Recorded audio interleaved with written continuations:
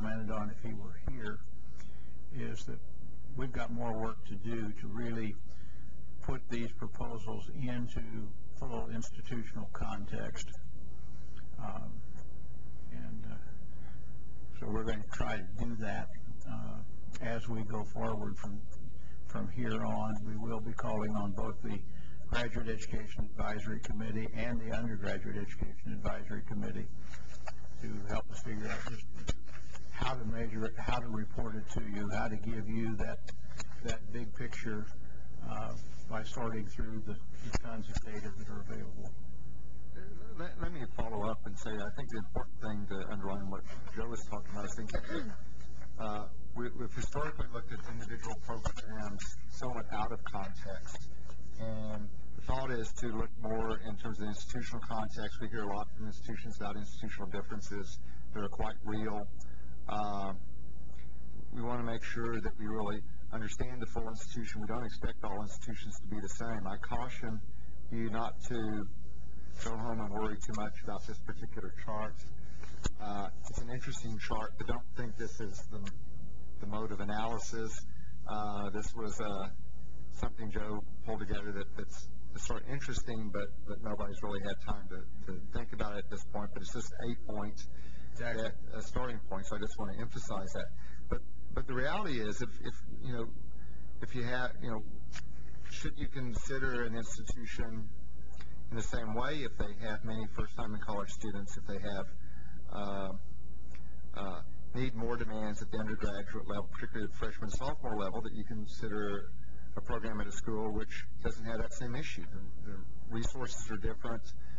You need to make sure that the main mission of the institution is addressed in a meaningful way, and and this is something from talking to institution every institution is concerned about, and how to do that most appropriately. So there isn't an answer to this yet. I would caution people from walking away thinking you've heard a direction other than we're looking at this, we think you need to understand that we are talking about are there ways to consider preliminary authority in the context of the full institutional mission that everyone rightfully reminds us is the case, and that there are differences, and how is the most appropriate way to do that. Now, let me just say what the other piece I think that this means is, as we go forward with this analysis, that even though we have granted preliminary authority, and there are lots of preliminary authorities out there at the various institutions, as we get a better insight, a better handle on this, it may be appropriate to re-examine some of that preliminary authority. There may be some institutions that have preliminary authority that, as we look at the data more carefully, the logical conclusion is that they shouldn't have preliminary authority, that they should not be moving forward. And so if we discover that, and if the data shows that, we'll need to come back to you and intervene on some of those that may be moving forward towards the development of degree program proposals. I think we'll have to consider that on a case-by-case basis, and at this point, preliminary authority is some encouragement to move forward.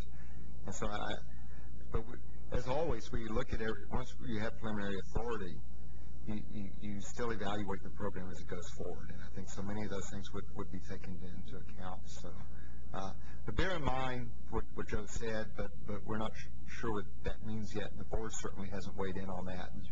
And again, before that would happen, we would want institutional input as we go forward. But I do want to be clear, particularly to my colleagues out there in the audience. If you know that you've got things that are weak, regardless of what metrics we ultimately may use, start working on it.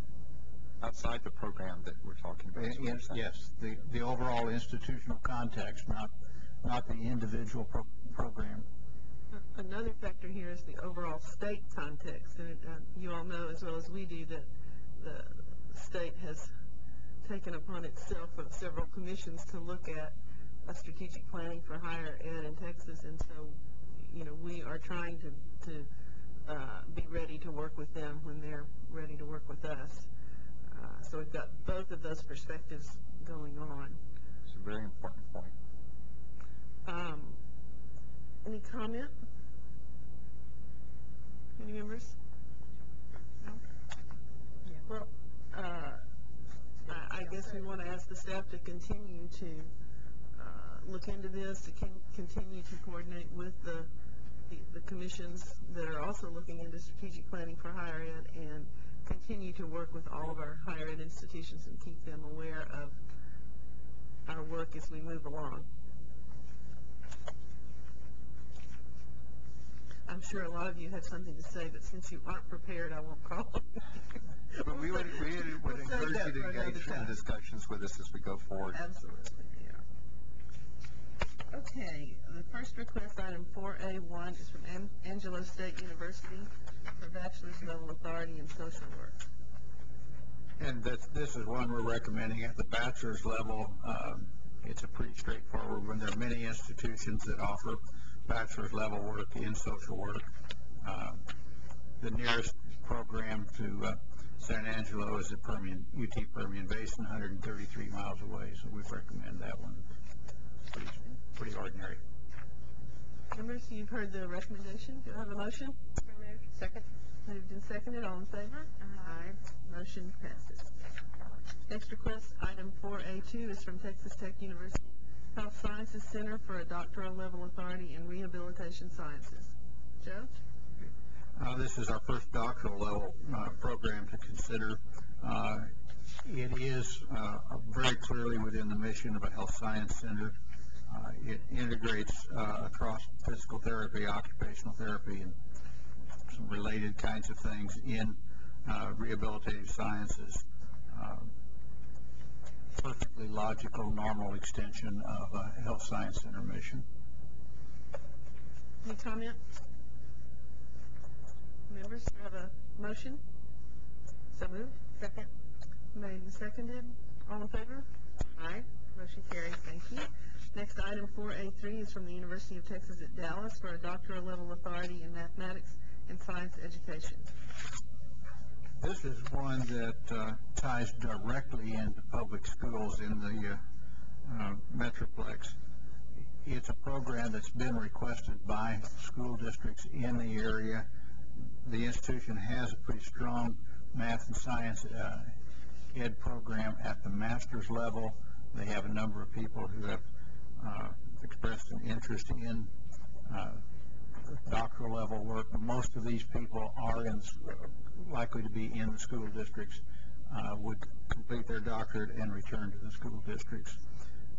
And in that sense, it makes a great deal of sense for an institution that's pretty strong in math and science to be working with the public education system. Thank you, Joe. Any comments? Do I have a motion? So moved. Second. Moved and seconded. All in favor? Aye. Motion carries. Thank you. Item 4A4 is also from the University of Texas at Dallas and is seeking a doctoral level authority in mechanical engineering. Joe? And you will see later in the agenda a bachelor's and master's in mechanical engineering from UT Dallas. This is preliminary authority for them to build on that program that would be started if we approve the next item, or the next part of the agenda.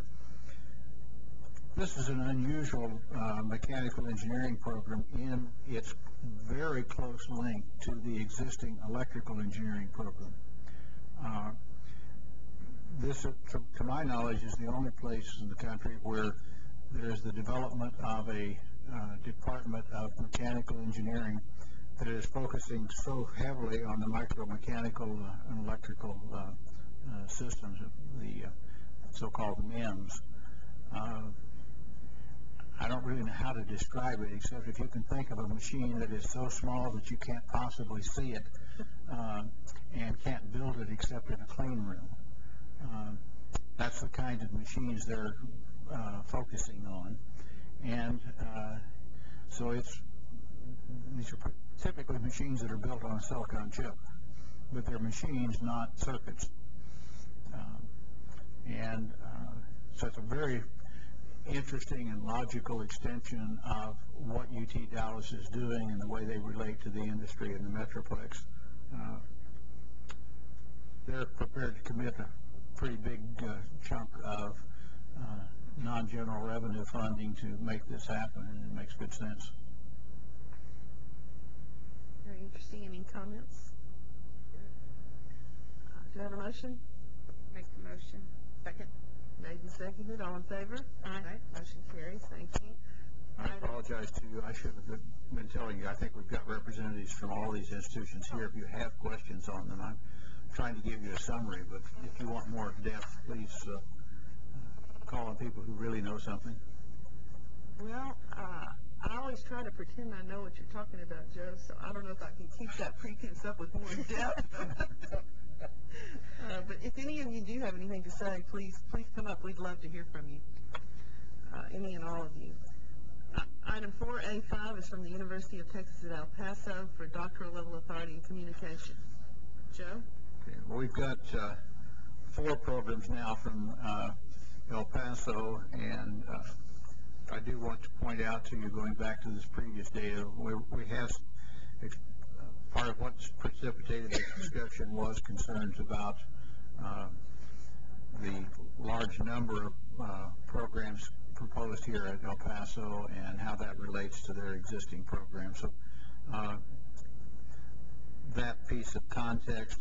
Then let me go ahead and, if I may, Chairman, I'd like to go ahead and speak to the programs collectively, and then we can go back with specific questions. And I do know that Richard Jarvis is here. The communications doctorate builds on communications programs that have been in development at UTEP for about 8 years. They have built a communications program at the bachelor's and master's level that places a great deal of emphasis on communications within that multicultural and binational context. So as a doctoral program, it has opportunities to really do research in a kind of a unique communications laboratory.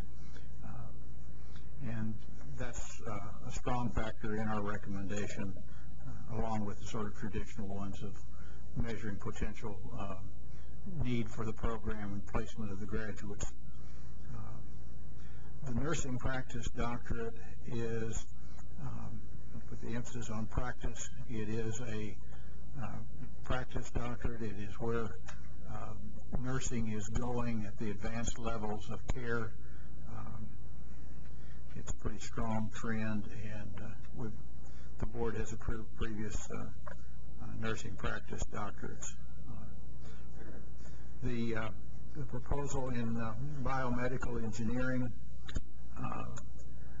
was another one where we've seen others of these developing. It's a logical extension of an engineering program in a large city. The proposal was actually received before the Paul Foster School was fully approved, and with the addition of the Paul Foster School out there, it makes even more sense. It ties in well with existing engineering programs. And then finally, the Transnational Society, Culture and Politics. That's kind of a mouthful. It's a focused social science PhD program, builds heavily on anthropology, sociology, and psych.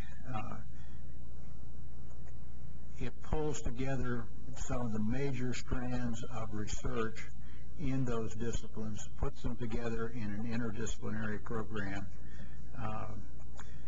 It builds on some experience that UTEP has had in the past of using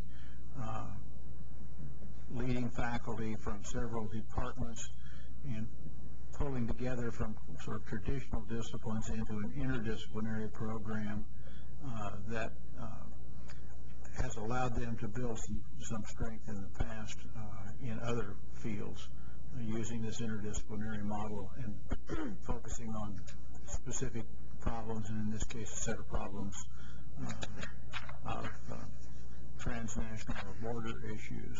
So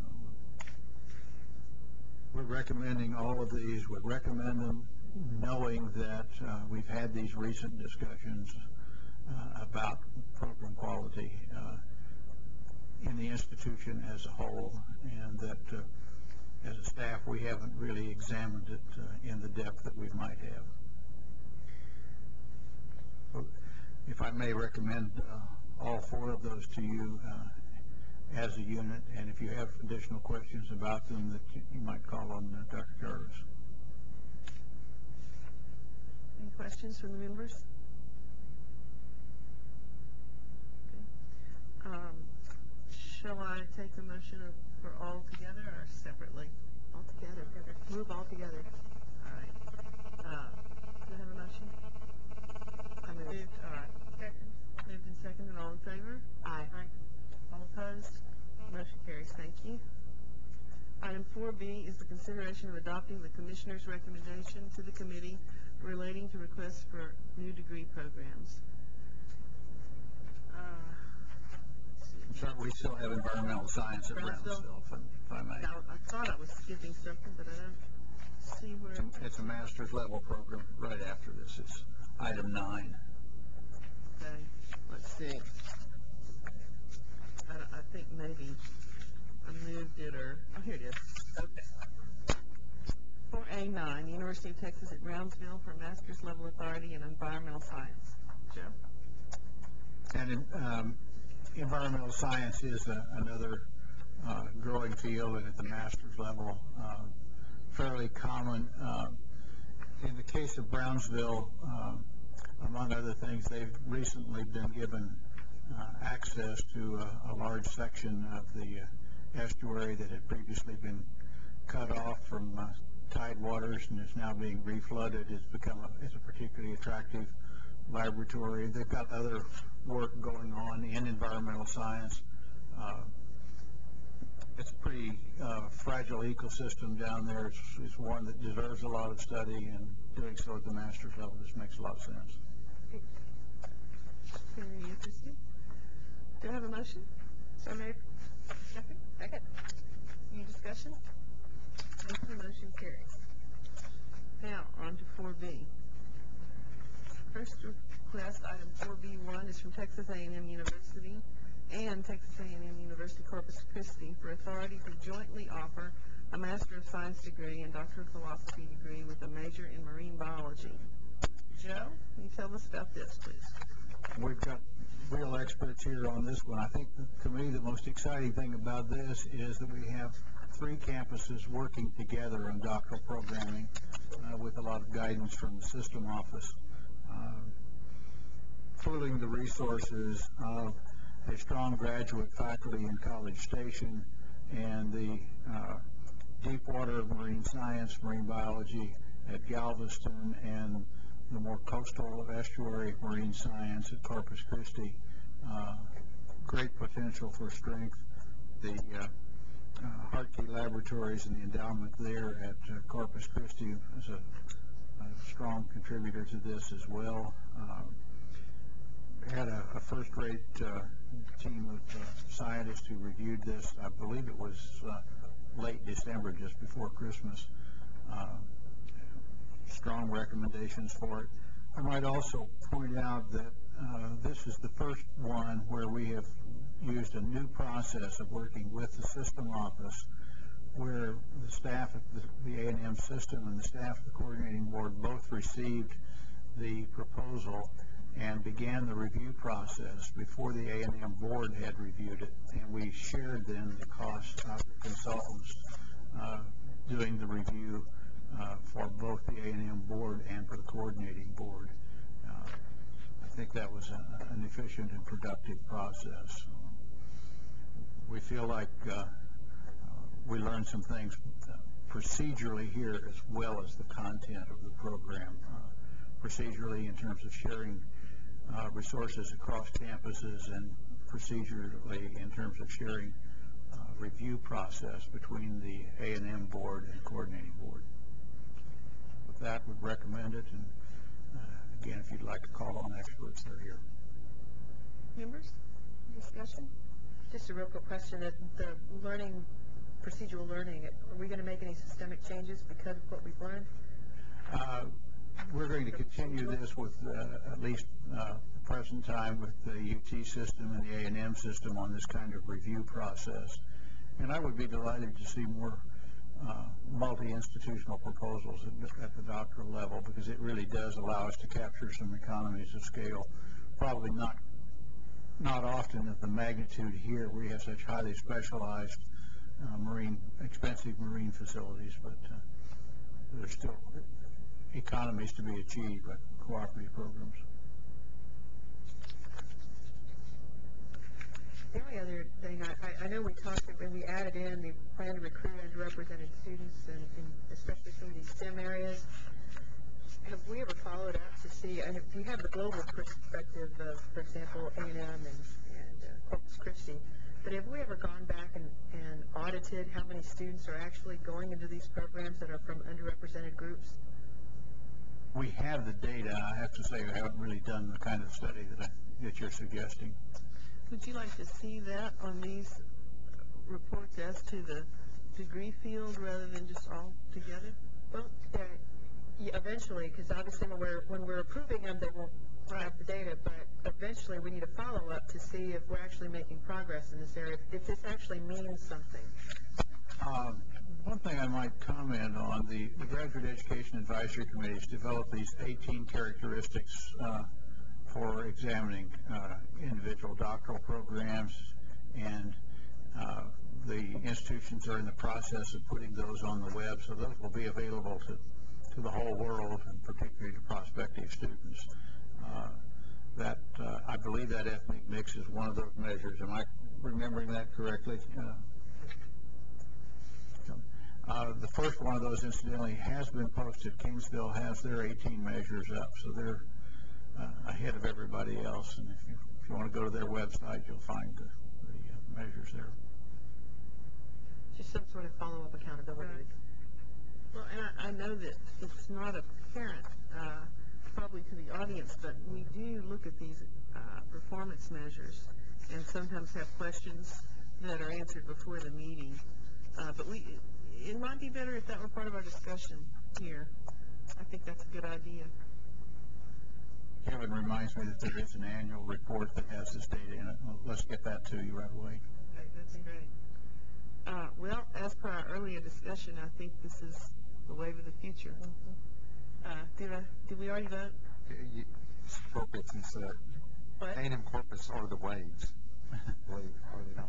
That's really bad, David. Yeah. The wave of the future. Move to strike that from the record. I appreciate that. Move to approve, Madam Chair. Thank you. Second? Second. All in favor? Motion carries. Despite the onslaught of waves. I think what we meant to say is the tide is changing. Yeah, the tide is changing. Okay. Item 4B2 is from the University of Texas at Dallas for authority to offer a Bachelor of Science degree and Master of Science degree with a major in mechanical engineering. Joe?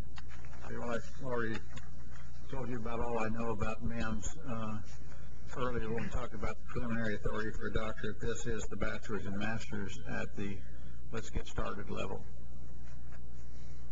Robert Nelson, I think, is here if you have questions of him. Any questions, members, or comments? Do I have a motion? I'm sorry, do we not have the plan for recruiting underrepresented students in this one? I thought that was pretty much a staple item. I did too, so I guess I had to look to see that it was not.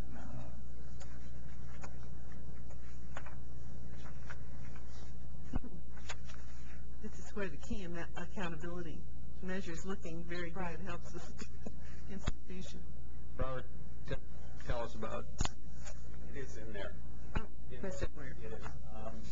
We have hired a vice president for diversity on campus that is heading this up, and the engineering department itself has headed up and hired an individual who is responsible for accreditation and for minority recruiting. So there's an ongoing effort, and we're particularly trying to go out. President Daniel was recently down in South Texas looking for young engineers. So it's a very aggressive plan. Great. How young are young? starting at the community college levels, Are and even you better. having conversations with South Texas? Mhm. We have what we call the Comet Connection, where we allow any community college student to be able to transfer in and seamless, and they can come in at the same promised 4-year tuition guarantee. Good. That's a pretty strong, a vibrant plan. It would have been nice to have it articulated, unless I'm glancing over, not seeing that particular emphasis. That's good. It is in the original. I think it must have been left. And, I'll and that's apologize. part of what we were talking about earlier in terms of putting it into the full institutional context, Right. in terms of some of the efforts. Thank you. And I was interested when I looked at this earlier that although you're moving in the right direction with the population of African Americans you have in Dallas, I guess you'll focus on that as a goal as well.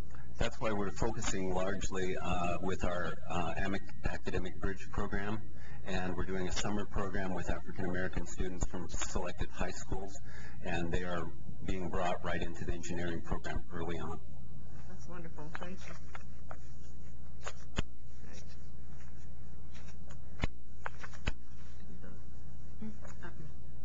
Move to approve. Second. All in favor? Aye. Motion carries. Yeah, I need you up here telling me what I've done. Taking you to the table. Item 4B3 is from the University of Texas at El Paso for authority to offer a Doctor of Philosophy degree with a major in teaching, learning, and culture. Joe? This is a program that I suppose in old-fashioned terminology would be called a curriculum and instruction / educational foundations program. Again, UTEP taking advantage of their bicultural, binational environment to develop a doctoral program where the research emphasis is on that unique culture and environment for development of educational programs, and particularly to develop educational programs where bilingual issues and bicultural issues are so important. This proposal has been on again, off again, as whether it should be an EDD or a PhD. The consulting team strongly recommended that it be a PhD program, that it should be PhD level rather than EDD level research, because it would be important nationally for the quality of that research and strength of that research. So it is brought to you as a recommendation of PhD. And the institution concurs? Yes, we do. Yes. Any further comments? Do I have a motion? So moved. Second. All in favor? Aye. Motion carries. Thank you. Item 4B4 is also from the University of Texas at El Paso for the authority to offer a Master of Science degree and a Doctor of Philosophy degree with a major in computational science. Joe? Computational science, probably the people who are in this field might argue with me a little bit, but I view it as having grown out of mathematical modeling of weather systems and nuclear bombs. If you can imagine what it takes to model in a computer with accuracy the complexities of either of those phenomena. And it's now mathematical modeling of all kinds of very complex physical systems and engineering design issues. Typically building up sort of large-scale pictures from atomic level or even subatomic level physical interactions. The people that do this tend to be in a variety of different disciplines. So it's kind of a subspecialty, say, within physics or within chemistry or within oceanography or whatever. And with a heavy emphasis then on talking to the people in computer science and mathematics. It is very much an interdisciplinary kind of field. It's a field that is growing pretty rapidly, and it's a program, there's a field that's of considerable interest to some of the major national laboratories, places like Los Alamos and White Sands. And it's for those reasons that UTEP thinks they should be in this business. They've got people in a variety of different departments that are ready to do doctoral work. Some of them are doing doctoral work in existing disciplines already, but they don't have this computational science specialization to offer their students. In spite of those strengths, those reasons for moving ahead, this is also a relatively large commitment of the institution into a field. And with the questions we've discussed earlier, and as I mentioned to you earlier, we're talking about preliminary authority. I feel an obligation as a staff person to tell you that I would prefer to change my recommendation to you from recommendation for approval to a recommendation to table this program, this proposal, to the October meeting and let us examine UTEP's strength and readiness as an institution as a whole for it. And I realize that that may be somewhat problematic.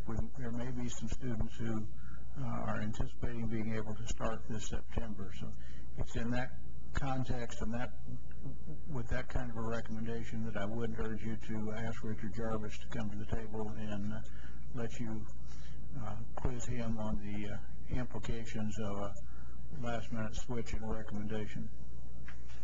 Yes, please. While he's coming up, can you articulate further the reason for the switch? I guess I'm not understanding. This is a research doctorate. The one I recommended to you earlier is sort of right on the margin between being a research doctorate and being a professional practice doctorate.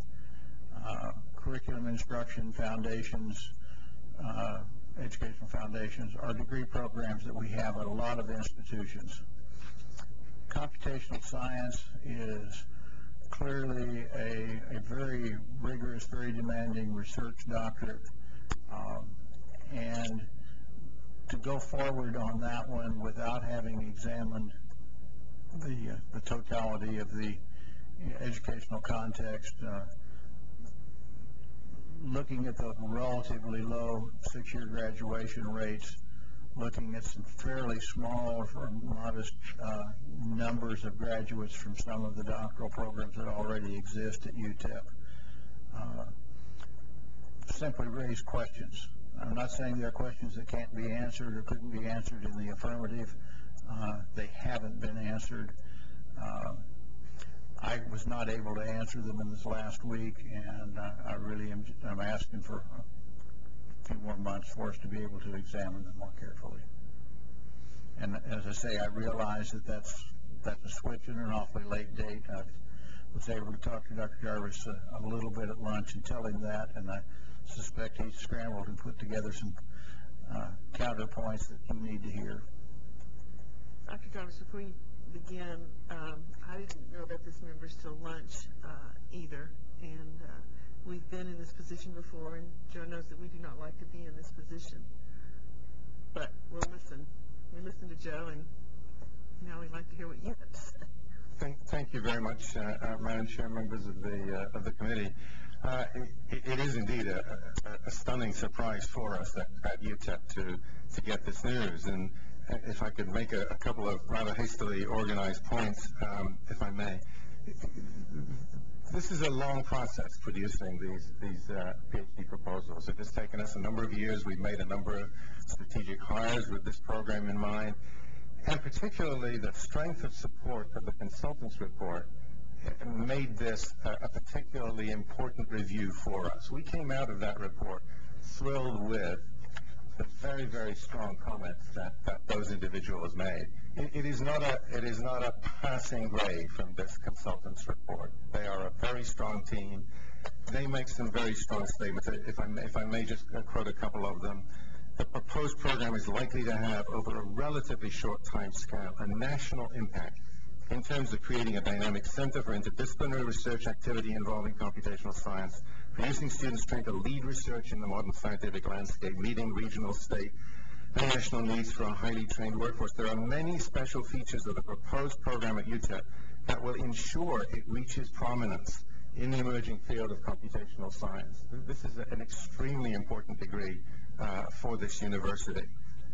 Given the strength of that, given our strength in developing interdisciplinary programs, again, the consultants say, the successful culture of interdisciplinary and cross-disciplinary research aims the development of a unique brand that will become the trademark of UTEP's graduate program in computational science. It's hard to see, frankly, what more we could have done.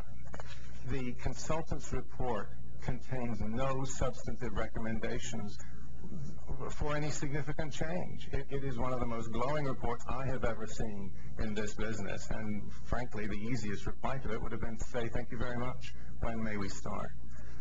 We have projected a fairly modest start rate for this program. Our students are desperately interested in this. We have 11 master's students at UTEP today who are qualified and willing to, and are eager to enter this program this fall.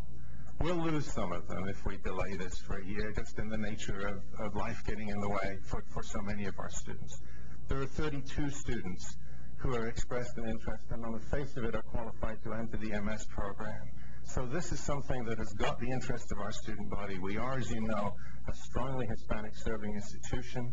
We're the only major doctoral research university in this country with a strong majority Mexican-American population. And we believe that we would break new ground with this program. We urge you, if you could consider going ahead with this, that we have students ready to start and ready to go. I guess the other piece, if I may, just comment on some element of this contextual conversation that we're having today, which is a rather novel one. For us as an institution, we believe we've given you what you've asked us for in closing the gaps. And in your own data, you'll see that in terms of participation, from 2000, we've grown our enrollments by 32%. We've grown our Hispanic enrollments by more than that. We've contributed to success. We've grown our degrees by more than the rate of enrollment growth. So in terms of us contributing to our part of the state, to our workforce, we're producing graduates with degrees that are needed by that community and needed desperately. We've increased research as well. We've increased research by 30%. And there comes a question as to, you ask, we feel that we have delivered. And then once again, we hear today the familiar graduation rate, a variable introduced, not one hitherto tied to closing the gaps. And so we say to ourselves, what more can we do in terms of meeting the goals that you have set for us? We're doing the kinds of things we believe that you want us to do and that this program will help us do. We're increasing our number of graduates faster than our rate of enrollment. We're doing that in some creative ways. We're going out and reaching part-time students.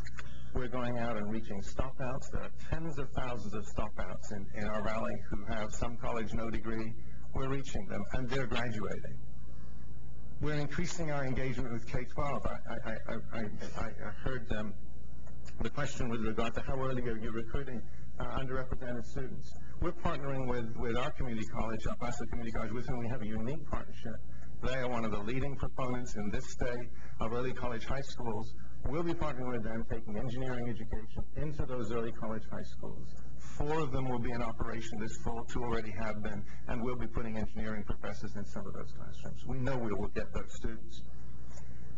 So for us, this will send a message that will be a very serious blow to us.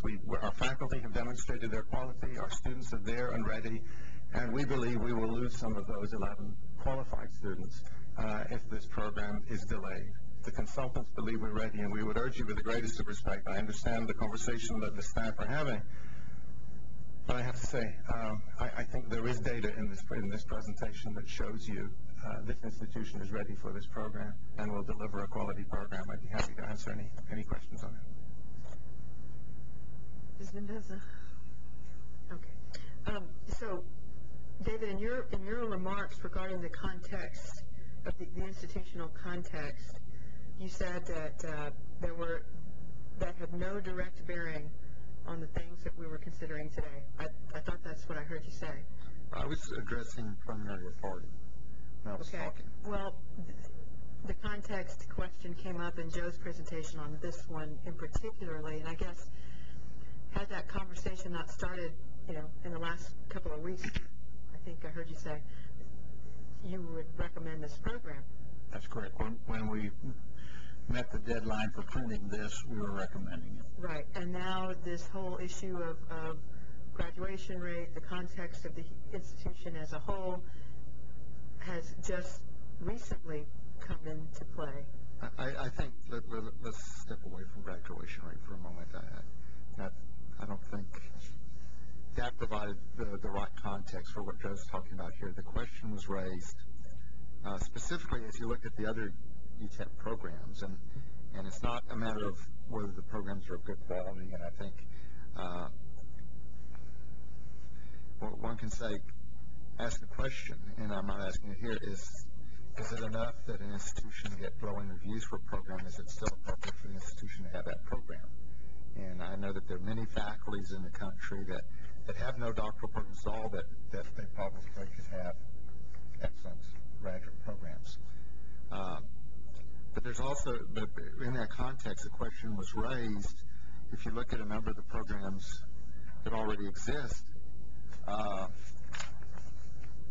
while the faculty may be excellent, there are a number of programs that don't seem to be producing any graduates, or very few graduates. And so I think what Joe had been asked, and Joe, tell me if I'm wrong here, was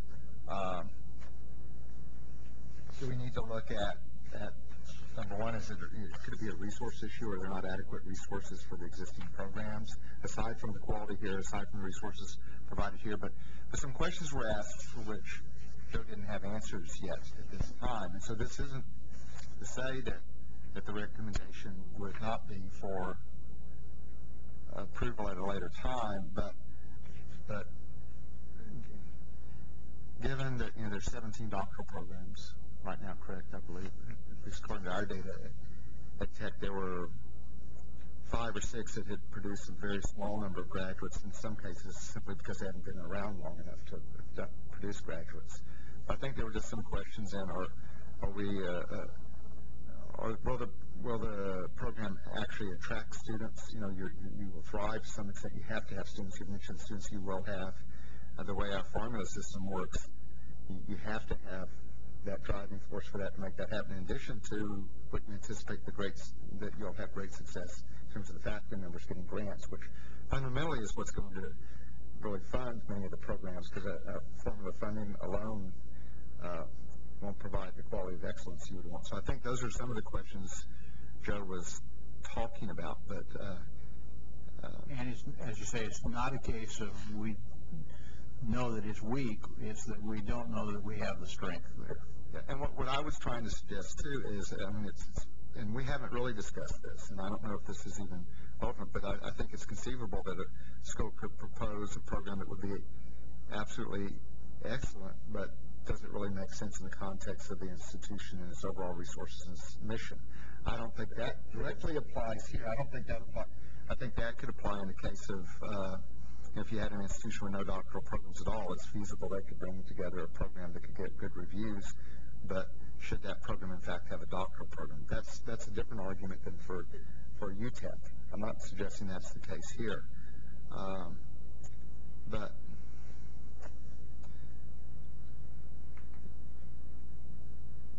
Did we add a metric since the publishing of this agenda? Did we add a metric that all of a sudden, came up and made this program all of a sudden unworthy to recommend? I'm not recommending denial. I was only recommending that we table it for 1 quarter, but I realize that tabling it for 1 quarter even has some negative impact. That would be my question, if I can just piggyback.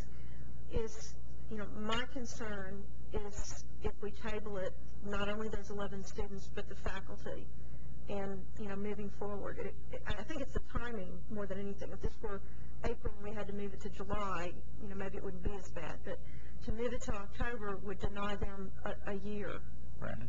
It's true. I want to emphasize, because I don't want what I was taking earlier to be out of context. Everything I understand about the program itself, as a standalone, is very positive. The reviews were outstanding, in fact. And I don't think we should underemphasize that. This other issue was raised in terms of overall, resources are an issue overall, or the program's drawing students. I think that's what was asked to be looked at a little more. And that's not the quality of the program. I think it's important for that to be understood. No one's questioning the discrete program itself. Well, as a committee, though, we have to wonder why these questions weren't asked sooner. I mean, Yeah. what answer can there possibly be? It doesn't seem to me that these should be new questions. It seems to me please tell me these are questions we've been asking all along when we go through this exercise. So that's the first part. But the second part, did the consultant's report address the demand also, and how does that factor into our recommendation to postpone? So I have 2 points, if you'd answer both of them, please. Let me answer the last one first. The consultants did, in fact, look at the need and the demand, and the need and demand from this program is strong. So there is not a question really about that part of the program. The only issues are with the total institutional context. And yes, we probably should have been asking those questions in a more objective and concrete and studied way than we have. We've sort of, we've asked the question in a kind of a lip service way and not really as a part of a rigorous examination. And we, frankly, at this point, don't even know quite how to do that, but we're going to have to find out. Well, let me ask you, because I guess I'm the slow one around. If the quality is there, which you're not disputing, and the demand is there, which you're not disputing, then how is there still this gap in your mind in terms of the institutional content? I mean, what would be the issue there? Is it what is the issue there? Cost and something else? Resources? Well, let me say one thing, and I don't really want to get bogged down in this. I'm sort of like to this. No, but I really like that answer, because I'm trying to answer that, but in a different way. If you look at the production of doctorates, every one of the programs that has been approved there and elsewhere across the state, there was need. But if you look at the number of graduates produced, it doesn't seem to reflect either the interest of students or, the board never approves a program that there isn't need for, and the need is, it's very clear to say when there's absolutely no need, but to say the extent of the need and what that really translates into in terms of drawing power of the program and the likelihood that students will graduate is less clear. I'm looking at a page here, I'm looking down across institutions at just a line of zeros in terms of graduates. David, So, I grant you that, but we could have found that out on day one. Yeah, the I'm not data didn't disagreeing change the with that. last I'm not day or disagreeing with that. I'm 2 weeks. trying to answer this specific question in terms of the need aspect. And I'm trying to think if there's a way that we could, assuming that you have 11 students and you have the faculty and you're ready to go, if there's a way that we can somehow accept that first group with some sort of conditions and monitor that rather than tie up an entire year full of I think the potential original recommendation did that. It asked for annual reports confirming the presence of faculty and other resources consistent with, and I imagine you knew about that and agreed that was an agreement that was reached. I think that this whole issue of taking a look at the success rates within the institution is a go-forward thing. It's an analysis that obviously wasn't done for this particular program, but was was raised as a concern after recommendation, and I don't think it's fair to the institution that we insert a new measure after the process has been completed. On a go-forward basis, it sounds like, from what you're saying, David, and perhaps what the commissioner is thinking, that this is now an important measure for success, that we ought to be looking at this. So on a go-forward basis, I heard us talk about earlier on a preliminary authority, but now it sounds like at this level as well, the whole issue of the context of the institution needs to be taken a look at. And you warned the audience that that was coming, and if there's holes and some things they need to address, they better start addressing it. It sounds like a go forward, but this is today, and I move, Madam Chair, that we accept the original recommendation with the annual reports that are suggested in this recommendation for this particular program. Thank you. Motion made. Do you have a second? Second.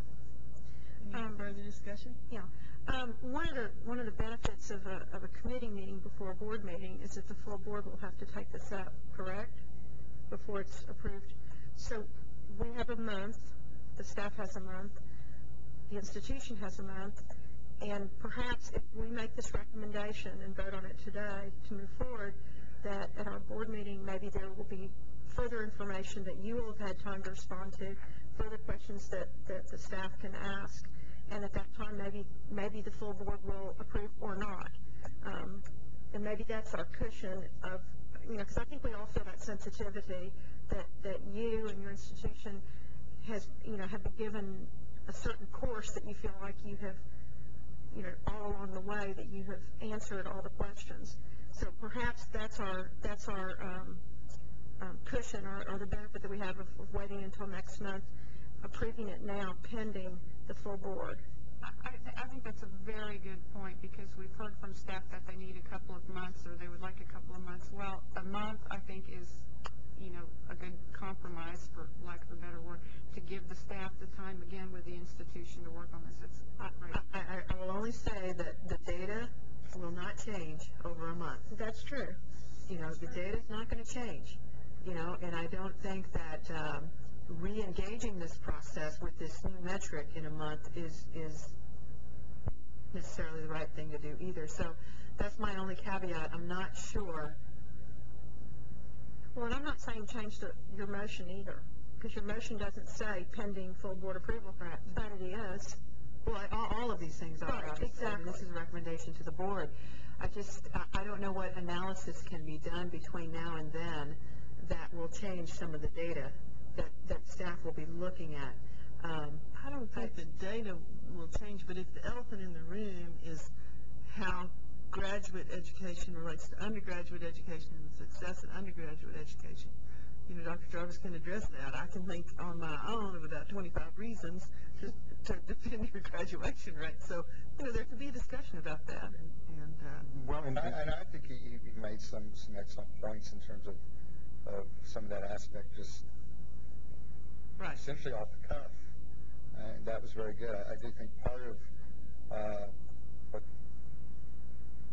the commissioner was interested in is, and part of it you can see because there's a smaller range of programs, so it's evidence what's happening with the full range of programs, and part of it is wanting to make sure that whatever programs are approved are successful, and ultimately understanding what do we need to do to help programs be more successful, so we provide the resources that are needed, and why aren't certain things happening. And so, in this context, it's not a very positive thing, but the ultimate goal is, I think, positive. Absolutely. There's no disagreement there in the move forward. Right. How does the university grow, and particularly how does the university where you are grow? Are we ready to vote? Any more discussion? All in favor of the original recommendation to approve? Aye. All opposed? Motion carries. Thank you very much. Thank you very much. Thank you very much, ma'am. Okay, 4B5 is from the University of Texas Health Science Center, San Antonio, for authority to offer a doctorate of physical therapy degree with a major in physical therapy. Physical therapy is moving to where the practice doctorate is the first degree. The professional practice this is pretty routine.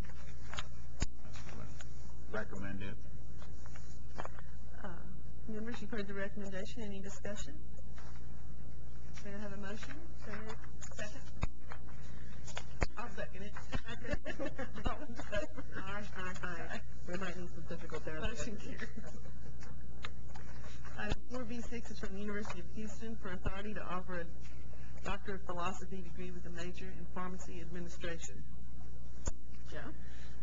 This is a field that's getting more and more complex in the management of the of pharmacy, both at the clinical level and at the manufacturing level.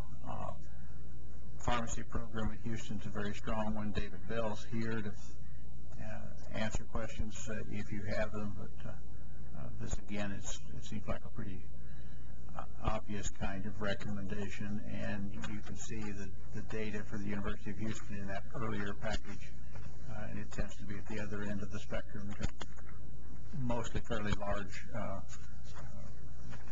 levels of production at the doctoral level and fairly selective at the undergraduate level. Move to approve. Second, all in favor? Aye. Motion carries. Thank you. Agenda item 4C, consideration of adopting the Commissioner's recommendation to the committee relating to a request from Texas A&M University to deliver its Doctor of Education degree with a major in curriculum and instruction via online education. Joe? Just commenting, as you were reading that, I realized I failed to tell you that we had a bit of a mix-up in preparing this agenda, and you'll see that these are all labeled as Commissioner's recommendation.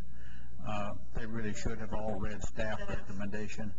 And, I apologize to the Commissioner for having an agenda book that probably puts him on the spot unfairly. The distance education delivery was originally proposed by Texas A&M some time ago, and the initial presentation to our Distance Education Advisory Committee revealed some weaknesses that A&M has gone back and addressed, and the Distance Education Advisory Committee now recommends that this be approved, and we concur with the Advisory Committee in its recommendation. It's a large and strong program, and this will reach out to school districts in a way that makes a lot of sense. Is any of this done in conjunction with some of the course redesign that's going on? No, it's not. The course redesign is all limited really to freshman, sophomore, entry-level courses. Okay. Curious. This reminds me that I wish we could schedule a time when we have the, what is it called, Joe, the Distance Education Advisory Team, present to us, show us really a real course, a little bit of it, because distance education is so important and going to be so important in the future. I don't feel like our board really knows what it is. You know, it's emerged from the old days when it was sort of, you know, not up to snuff to now when it's just this wonderful thing. I don't know if any of us have ever even seen a distance education course. So maybe we could do that sometime soon. I noticed Dr. Davis is taking notes back there, and I suspect she'll have it ready for you in September. That'd be wonderful. So long as we don't have to take a test. No, just give us a little bit. I didn't used to be a professor. Yeah, I'm worried about you. Say that too. I just took my defensive driving class online. Thank you very much. How'd you do? Was it the comedy one? Yeah, You laughed a lot. I tried. I'm trying to waste time to worry sometimes. Oh, we have a quorum though, don't we? We do? Yeah. Okay, we do. All right. Do I have a motion? So moved. Second?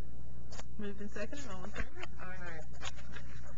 Item 4D is consideration of adopting the staff's recommendation to the committee relating to a request from Our Lady of Corpus Christi for a certificate of authority to grant degrees in Texas. Our Lady of Corpus Christi has requested that this item be withdrawn. They had a change in key personnel just before we were scheduled to do the site visit. They've asked us to postpone that till they have some new folks in place, and then we'll bring it back to you later. Ms. Pettit? Madam Chairman, I have a question, though, on the certificate of authority. Remind me, we have a committee that evaluates these and brings these forward to the commission? That's correct, and it would have met between now and the July meeting.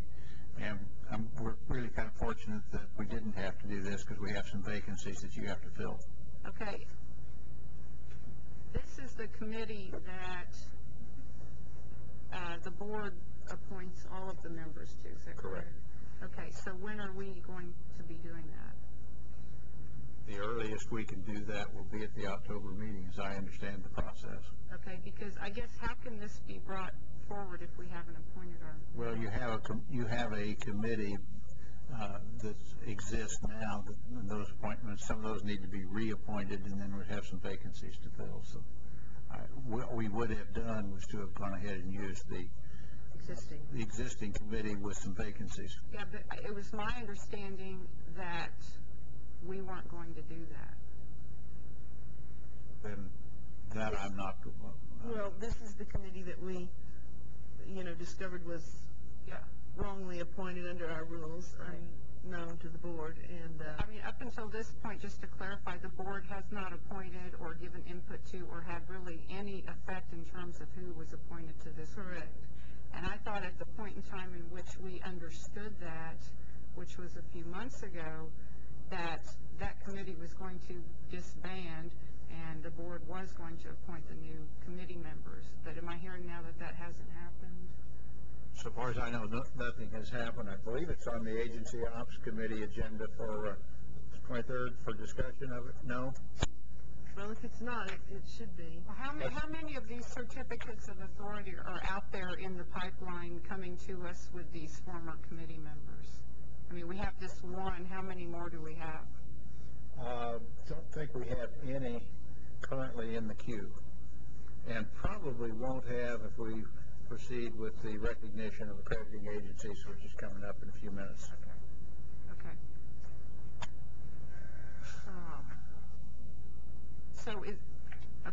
So this item that's tabled is going to come back to committee next quarter? We don't know when they will be ready for it. Whenever they're ready for it, are we going to start the process over with the new committee members, or is it going to... Can we just ask that this be put on the agency ops? Okay. I have actually already asked the chairman. Okay. I'm sorry that he's not here today, but he said he would look into it today. And so I guess our assumption... I think I see some people scrambling to get with Bill Franz, and why don't we bring this question back to you at the end of our agenda today? Maybe we'll have some answers. Yeah, I was talking with friends from UTEP, so I didn't hear the question, but I think that you're going to have a real opportunity, at the operations committee. I don't know that I don't see how it can be done. Finish in one day is to look at the full context of the rules and answer some questions in terms of what the board chooses to do and what they would like the staff to do. And those of you may recall in '99, the board made some decisions about that and changed some things very dramatically. The board has the opportunity to now again to look at that and say, these are things specifically we'd like to deal with, and here are things that we'd prefer be done at the staff level. Okay. And that's very extensive. Right. Does that address what you asked? I didn't hear. No, and I don't want to, it sounds like we're going to address this in ops, so that's fine. I just wanted to make sure we didn't have other certificates of authority in the pipeline, because I would have a problem with that. And so I'm hearing that this is the only one. We have no current applicants now. Then that's fine. I don't need any more explanation. Well, maybe we don't need more explanation, but I would like some reassurance that we won't have any more presented by this committee until we have properly appointed it or decided that we want somebody else to appoint it or whatever we're going to decide at the rules meeting. Can we do that, Mr. Lawyer? Yes, we can. Great answer. Thank you. I kind of wish the commissioner were here, but Yeah. I think the point is that we don't want this committee to, the committee that's in place right now to do anything. Retire. Yeah, or whatever. I mean, it should be tabled. It should be tabled. And you may have talked about this before I came in. I was working on another matter. I need to get up to that. We know you're back there having a candy bar. All right. Working. Yeah. At any rate, I talked with Joe Stafford, and as I said, you may have discussed this, but he advised me that there were 2 certificates of authority making their way to you for the July meeting, but that one was withdrawn. And I've since discovered the second one didn't come here in the first place.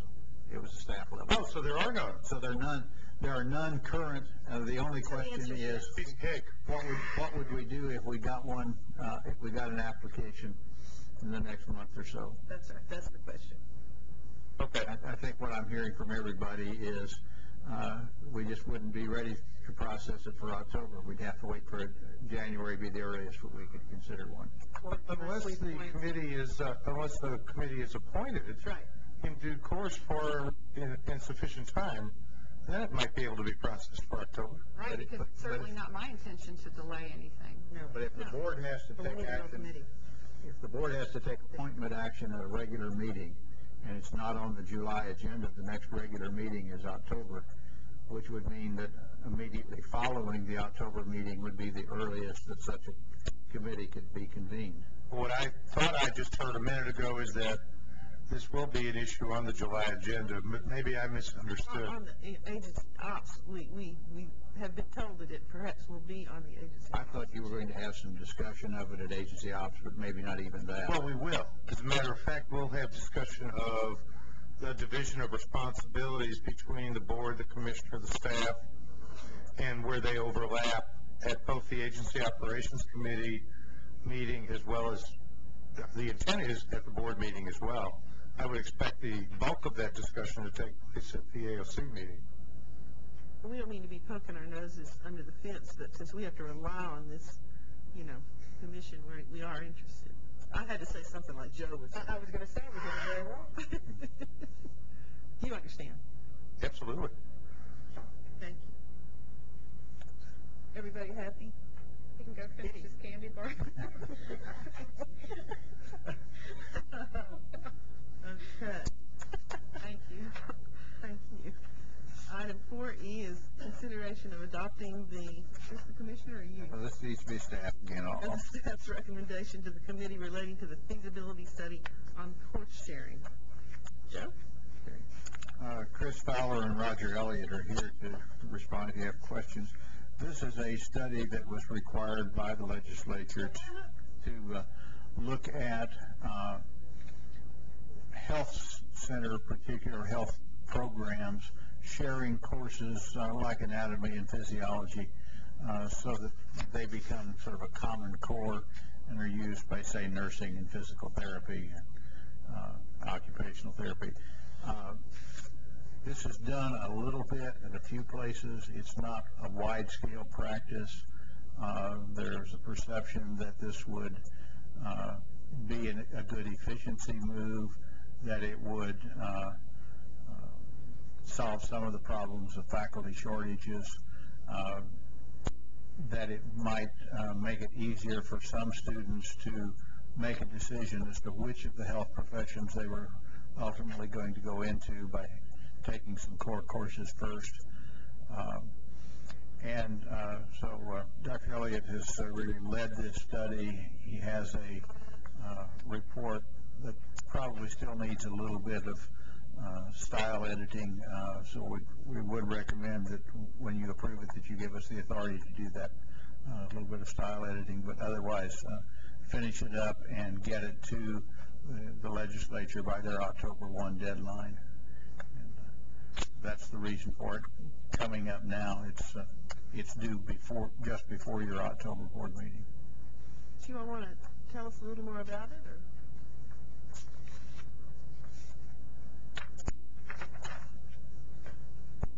Well, very briefly, I'll just kind of describe the process and some of the recommendations and conclusions. was sort of a three-step process. We spent a little time up front talking to the Health Profession Council, and we had a little advisory committee that advised us on what we need to do. We spent some time reviewing the accreditation criteria and the data that we have available here. Net result of that was we felt like we needed a survey. We did a survey of 183 programs at 37 different institutions, including community colleges and universities and some of the health science centers. Essentially asked them, what courses are you sharing? What of these basic health science courses are you sharing? What's been your experience with doing it? And what sort of impediments have you had? Based on that, we tried to put all that together into a draft, and we spent a few weeks, 3-4 weeks, getting feedback from the institutions that participated. Our general conclusions are listed in the executive summary, but let me highlight 4 of them. With some notable exceptions, there are not a lot of course sharing going on in basic health science courses. With some notable exceptions, El Centro College and Dallas Community College District doing a terrific job, has worked on this for a long time. Second, course sharing has some real benefits, both from the point of view of efficiency and quality. And number 3, why the schools give us a lot of reasons why they're not doing more, and some of them are good, real, practical reasons. I mean, they have one program on one side of the campus and another program on another campus, and it's not something that they can do. There are a lot of concern, rightly, about accreditation issues, and I mean, we feel, after having talked to the licensing boards and some of the accreditation boards, that there's maybe more concern than is warranted. There's a lot of interest in that. And finally, that the board, I mean, we don't think that the board should at this time, and could at this time, really, based on the small number of courses that are currently being shared, I don't think the board could and should recommend some courses for adoption statewide for sharing. We made a number of recommendations. We think the institution should go out and look at each institution, ought to look and see what kind of courses that could be shared. Number 2, institutions ought to look at their own program support policy, how they fund different programs and otherwise support different programs, to ensure that there aren't any disincentives for sharing these basic science courses, health science courses. Number 3, the state licensing boards and the agencies should review their rules and regulations just to ensure that they are unambiguous about this issue. We suggested that the legislature should consider providing some funding to activities that would support this area. And finally, there is a lot of interest in interdisciplinary health education from the National Institutes of Medicine on down, just because health providers practice in a group, in a setting in which a number of different people are working, a number of different disciplines are working together, and maybe it makes sense to educate them in the same environment.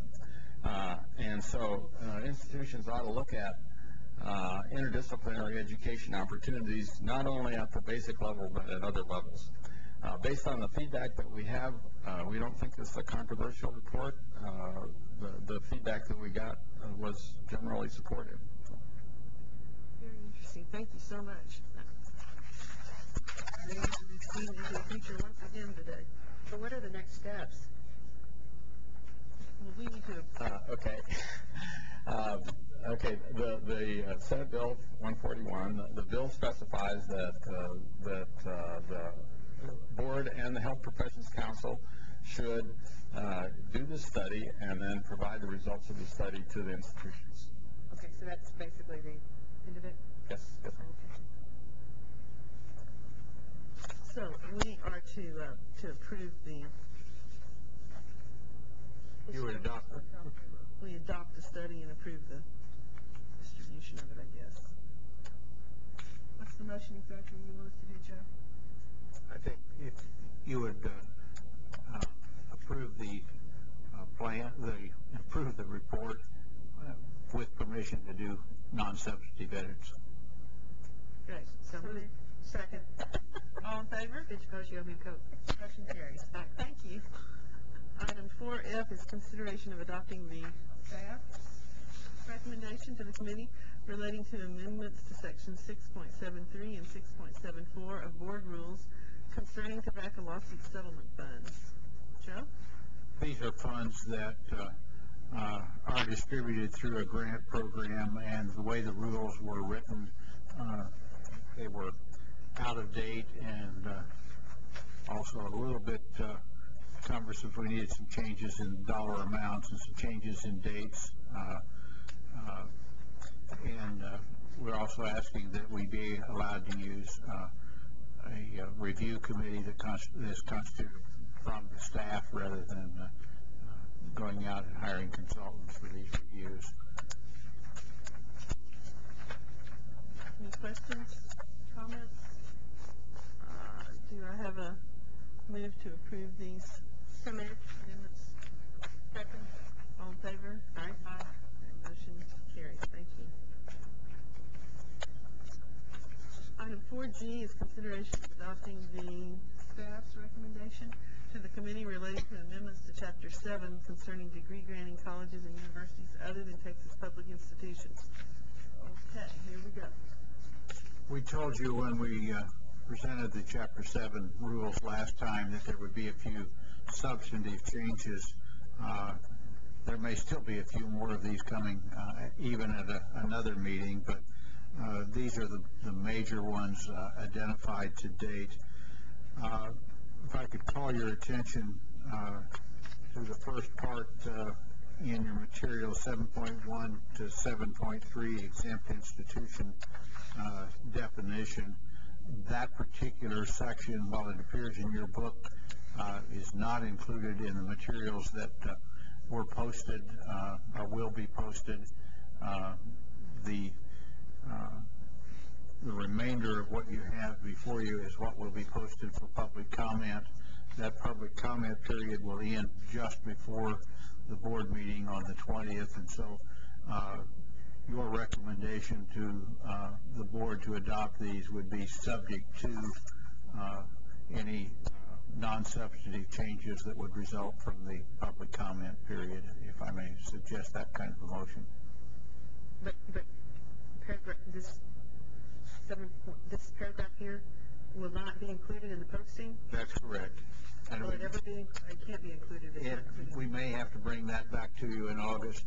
The other issue that we may have to bring back to you in August or subsequently, there is currently no mechanism in our rules for how we would handle what I would call an emergency certificate of authority in the event that we should decide to pull the recognition of a recognized accreditor.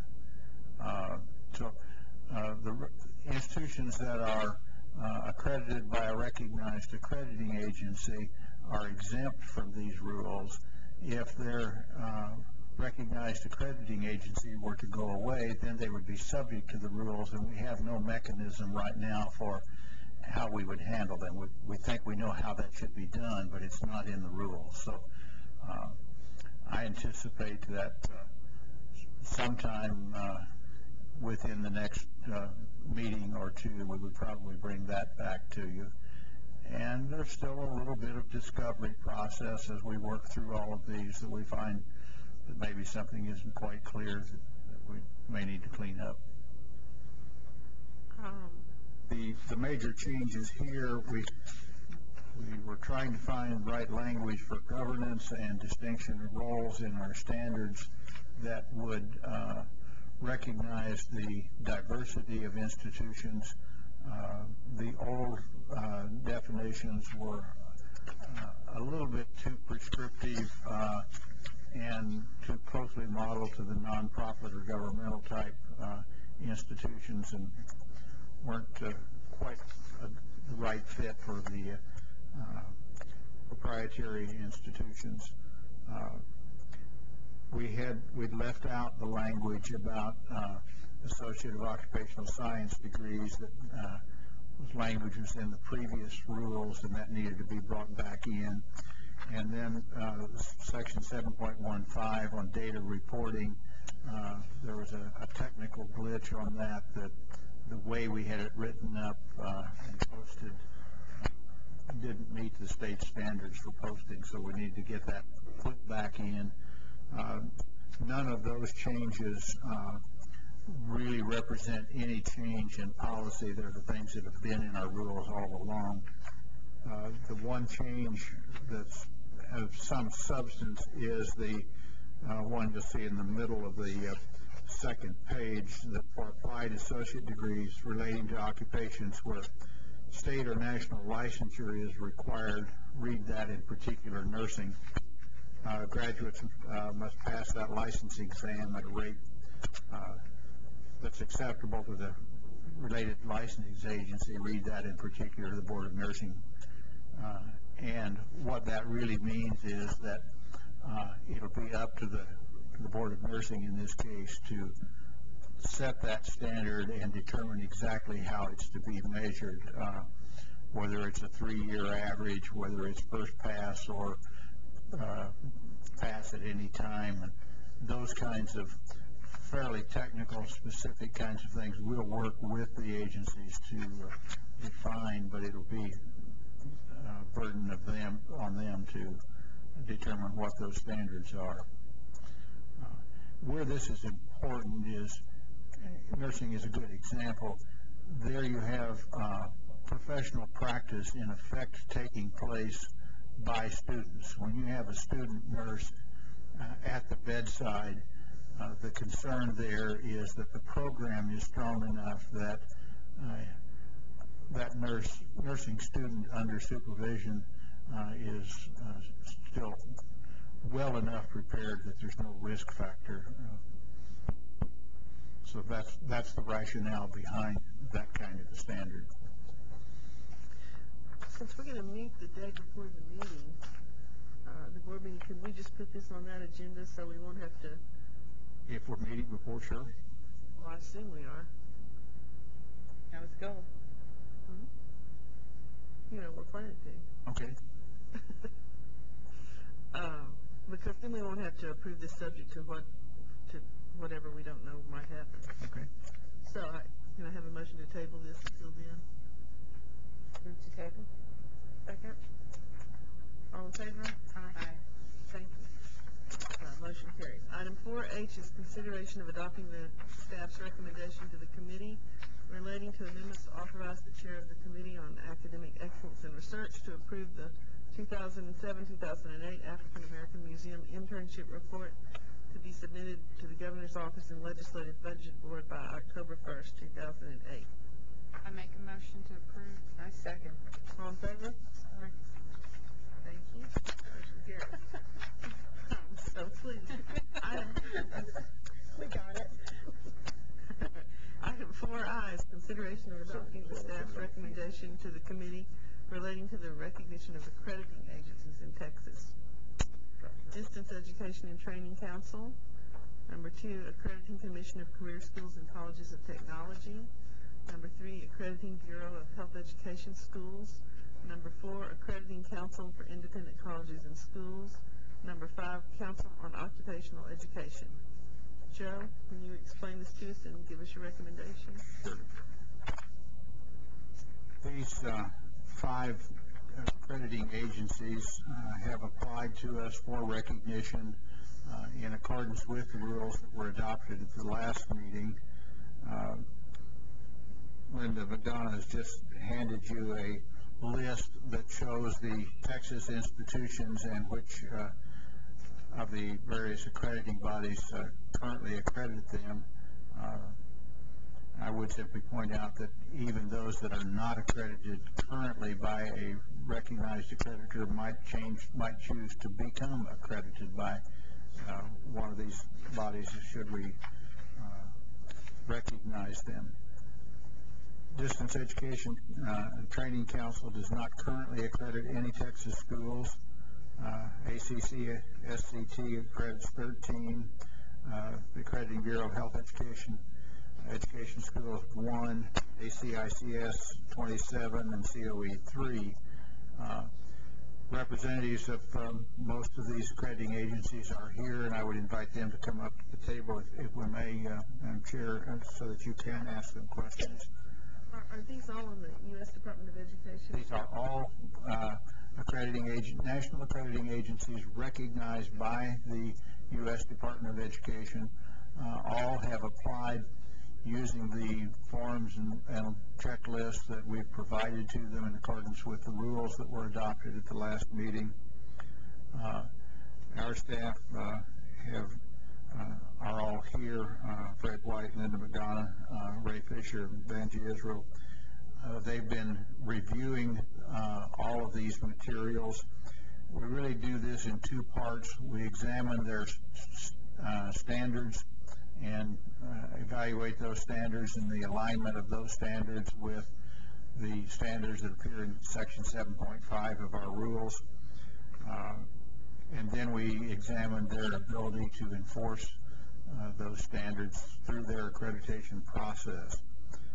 What we found was that there are a few minor variations in their standards, particularly that relate to faculty qualifications and student records, but no substantive variation. Nothing that gives us concern on any of the standards. The enforcement process is much more difficult for us to evaluate. What we can examine are their published procedures for how they select site visiting teams, when they send site visiting teams, what kind of instructions they give the site visitors, what kind of staff support. Those are all things that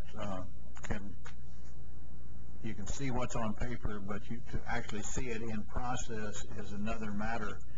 And you may recall that in our rules we have included in that a commitment from the accrediting agency that they will invite our staff to accompany them on initial and renewal site visits, so that we're right there alongside the site visiting team, not as a member of the team, but as an observer of that process. And that really gives us, I think, the real assurance that we can subsequently tell you that when you delegate this responsibility to an accrediting agency, that they are in fact working on your behalf to protect the citizens of Texas from weak programs. And I don't want to tell you that absolutely no weak program will ever occur, nor can I tell you that no weak program ever occurred when we were examining them. But we're looking for agencies that can give us a high probability that the institutions will be able to do what they promised to do, and that they deliver quality programs. We believe that these 5 institutions should be recognized as national accreditors that can protect the citizens of Texas and can take over this oversight function for these proprietary and other institutions in the state. And say they're here to answer your questions if you have questions. If you all would come up, I think this is such an important step for us that we would like to hear from you about your agency, a little bit about its history and its role and scope. And while they're coming up, Madam Chair, is your recommendation then to adopt? My recommendation is that we recognize all 5 of these agencies as recognized accrediting agencies, and that the institutions, therefore, that they accredit will become exempt from Chapter 7. Great, thank you. Who would like to start, please? Good afternoon. Dr. Phillips, members of the committee. I'm Cheryl Moody, Executive Director of the Accrediting Council for independent colleges and schools. I'd like to thank you for the opportunity to appear here and talk to you. We consider it very, very important to work with the Higher Education Coordinating Board to permit the institutions we accredit to serve the citizens of Texas. Currently, they are limited to offering a credential no higher than the associate's degree, and they tell me that students who have asked them if they could continue their education have been forced to leave the state and go to a similar campus that's in another state, and sometimes they don't return to Texas. So this is indeed a historic moment.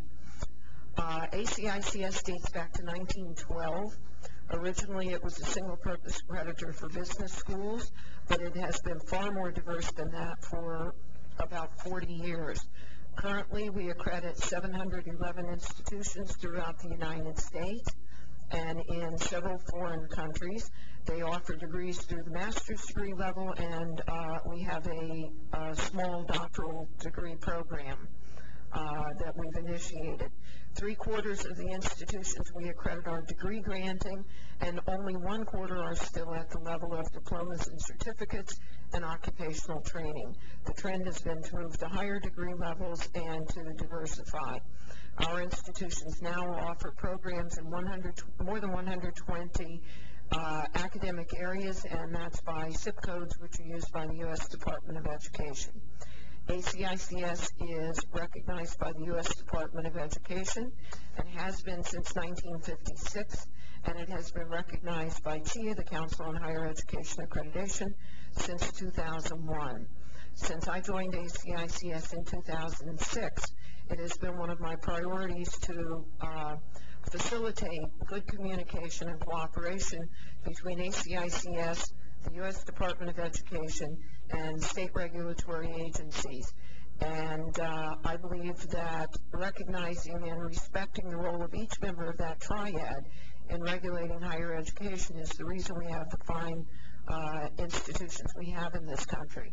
And finally, I'd just like to thank the Higher Education Coordinating Board, Commissioner Paredes, Dr. Stafford, and all of the staff for the cordial, very professional, and thorough job they did in reviewing ACICS, and it's been a pleasure to work with them.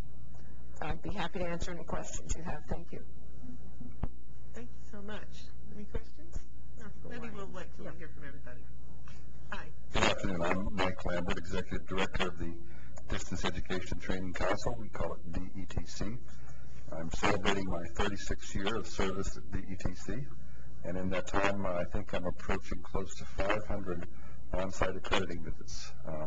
I've seen a lot out there in my career, and the good, the bad, and the ugly. And I can tell you that DETC is 100% committed to protecting the public, to identifying academic quality, and keeping the bar very, very high. DETC dates back to 1926.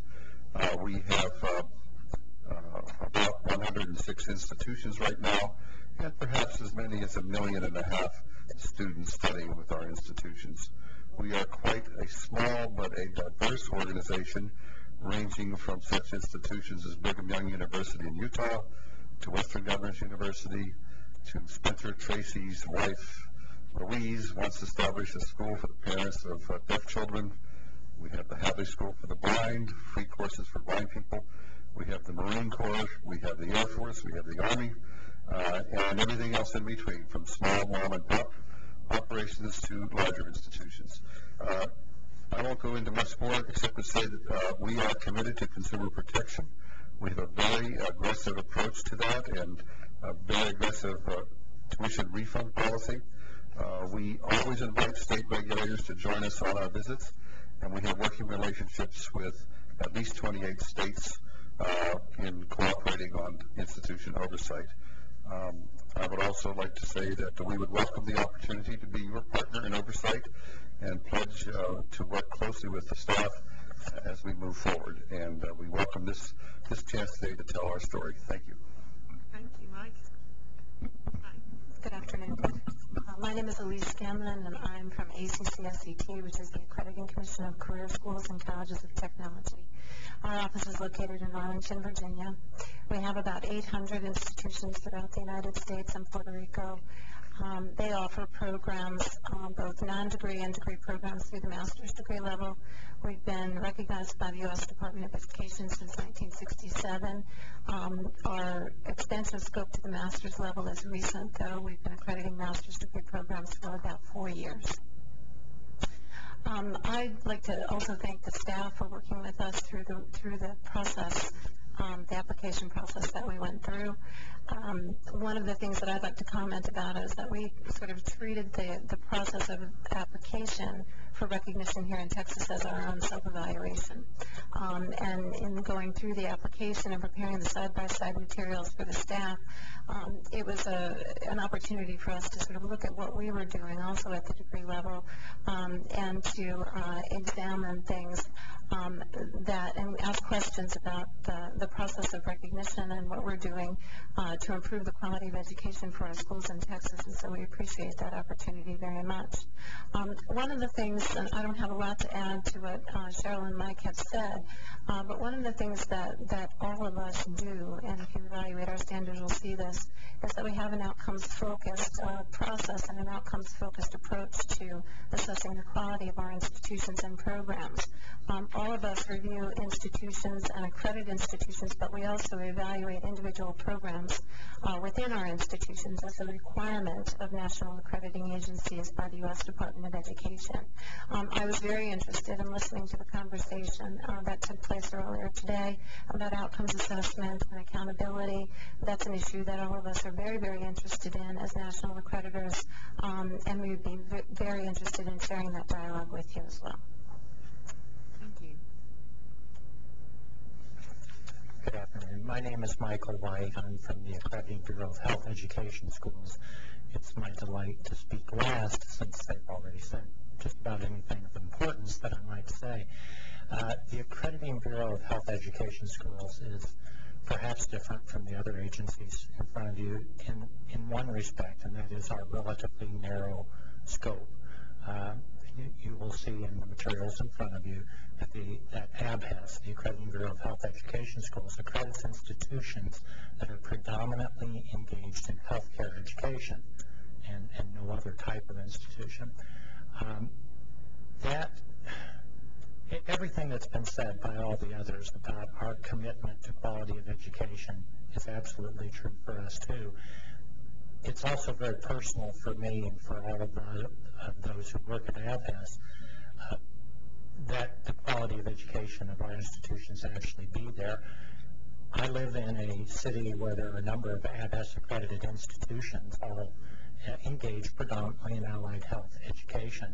I can't go to a doctor's office, a dentist's office, a medical lab without finding that my care has been entrusted to graduates of these programs.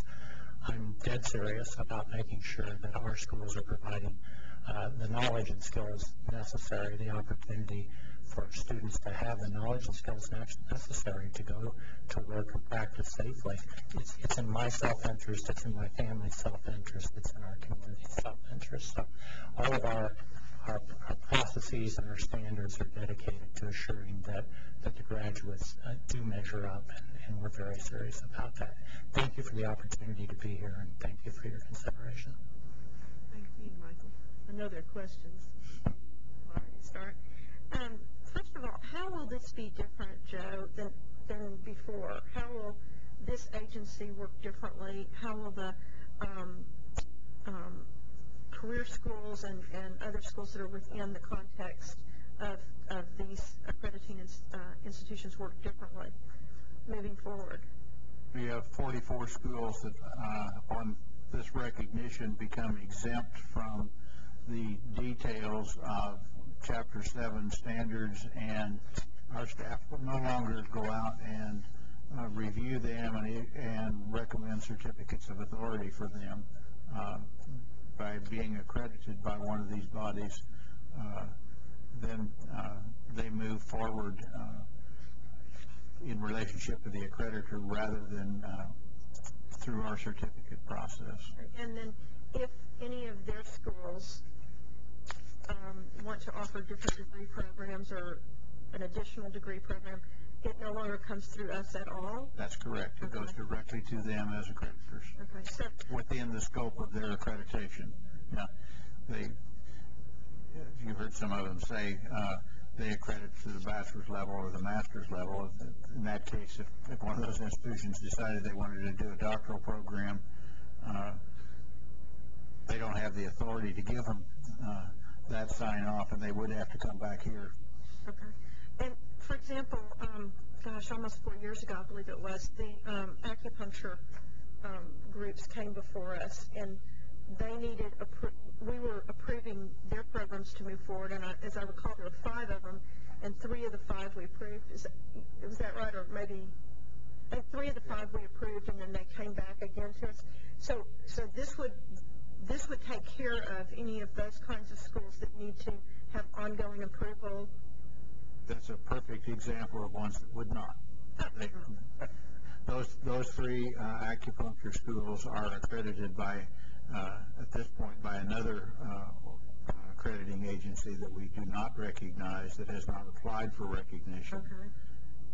So either that accrediting body could apply for recognition, those institutions could apply for accreditation by one of these groups, or they can continue as they do now with the certificate of authority. Okay.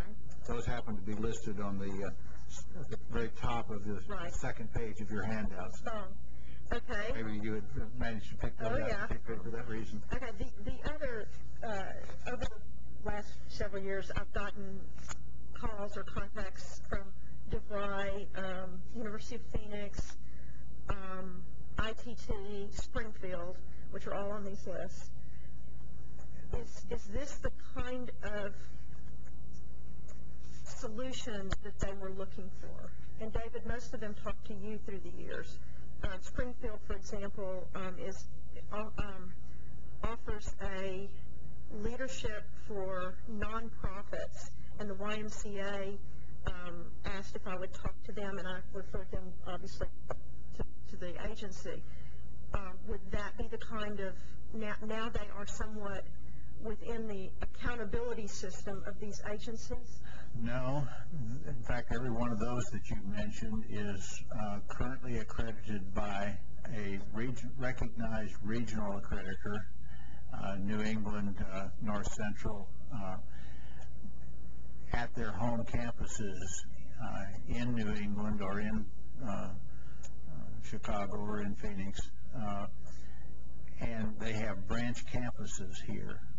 The branch campus requirement, we still have to go through a process when they set up a new branch campus of giving them authorization to operate until they are accredited by their regional accreditor, and that is in fact what's happened. Now, most of those campuses that you mentioned are now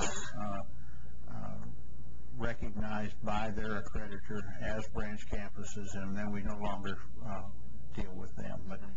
But every once in a while they want to create a new branch campus, and we still have to go through that process of initial approvals here, then in collaboration with their accrediting body, they come in and do a site visit. Once they've made that site visit and done that recognition, then we no longer look at them. Okay, then a couple more questions. Would these schools do anything differently as far as providing information to us? In particular, I'm thinking of providing their numbers of students that we could then count toward closing the gaps. You may recall when we were talking about Chapter 7 a few moments ago, and I pointed out that reporting problem issue at the very bottom of the list. Once that's adopted, then all of these Texas institutions are obligated to give us that reporting information, and the accrediting bodies, I think we just closed the gaps. all as a part of their standard process, require institutions to comply with the rules and regulations of the state in which they operate. So one of the burdens we place on these folks is to require that of those institutions, but they won't process that data themselves. The institutions will. Right, but along with this would be a level of accountability that includes reporting to us. Yes. What it will mean is that they will be reporting records to us in a similar fashion to ICUT institutions, which will add to that capability of knowing when students go from one school to another. And in fact, will help some of the individual institutions created by these schools get a better fix on their own graduation rates and persistence, because we'll be able to provide data that gives them information on if students perhaps leave their institution, we'll know that they finish somewhere else. So it will be a plus for everyone, I believe. I see nodding heads. And maybe, too, for institutions that offer the 2-year associates or something similar in training, that there could be some sort of accountability in transfer issues in supporting these students to go on to the next 2 years and beyond. I'm thinking of, let's see, University of Phoenix, for example, University of Phoenix, so that they could go, say, from Lone Star Community College or Lone Star College to University of Phoenix. And would this help any with those kinds of issues that they have, or does that still come to us? Well, they could still do that. They can do that right now, if I understand what you're asking. It's a matter of, number one, in the case Seaside University of Phoenix being willing to accept a student from Lone Star College. I'm just trying to think geographically. Yeah, but that's an institution-to-institution issue that, what this does is it essentially opens up the number of institutions available in Texas by a tremendous amount. Oh, yeah. And it also makes everyone more of a partner than they've been before, because with the movement of students, we see we'll be able to determine some of that. When we were talking to UTEP, they talked about the increasing numbers of graduates. Some of the graduates they picked up may have well gone to one of these institutions at one point or another, but actually graduated from UTEP after switching over or changing their career intent. We'll be able to have a much better feel for that for everyone in the state, I think. And I guess my final question, which may be kind of off a little bit, not that the others weren't, but does most of our public and most of our private institutions have an agreement with veterans, whether it's veterans benefits for tuition, but the proprietary, it's my understanding, do not? Does this change anything? Since they're under a different... I think you don't have an accurate understanding. Many of the proprietary institutions do have veterans arrangements. Really? Participate. Yes, yeah, go ahead. I think for active duty military, our institutions rank at the very top of the pile because of the distance learning aspect. In fact, in 3 of the top 10 universities in the country who enroll people in combat zones come from the ETC schools. And we have learned that because when the military transitioned back to what we used to call CONUS, or the United States, they want to continue their education. What we have done is weather their appetite for further education. You may very likely see them come to your universities because while they were overseas, they were studying all the time. They come back to the States, they want to continue. They don't just, military don't just stop with 1 degree. They keep going. And once they get out of active duty, then the GI Bill kicks in, and it becomes a lifelong thing. So we think that there'd be a transition throughout our society where people who had doors closed to them will now have doors open to them. And I will continue to say our average student is 39 years of age. These are not youngsters, and this is often their only chance at an education. So some of the institutions that are listed are pretty expensive, the tuition. For example, at DeVry or Nova or University of Phoenix or Art Institute.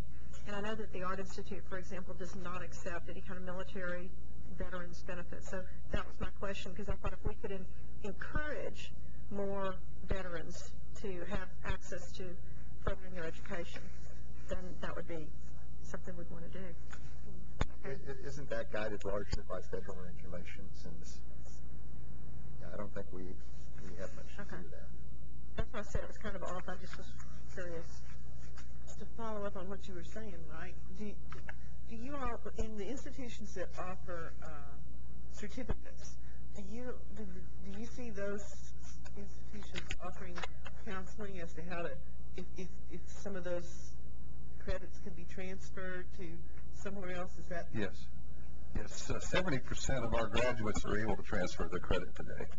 Not always easily. Sometimes they have to make a case, and we see transfer of credit as being a top priority for all of us. Okay, that's great. And I think going forward, Congress has wrestled with this, the Department of Education has wrestled with this, the students face it every day. But I think the more that we are considered mainstream and accepted by this great state and other great states, it'll become less of a problem. We'll be part of the solution. I might also add that the emphasis on certificate and diploma programs is important. We've been working with the Marines, for example, to service them, and they've told us that the typical Marine goes into the service at age 18 and comes out 4 or 6 years later and wants a job immediately and is not thinking in terms of a bachelor's degree. And so they enroll in the shorter-term occupational focused programs, and then they go back and get an associate's, or they work on a bachelor's degree. So frequently it's that first non-degree level that gets them started, and then they pursue lifelong learning. Well, my son is at Universal Technical Institute in Houston, so I'm hoping that he's getting hooked.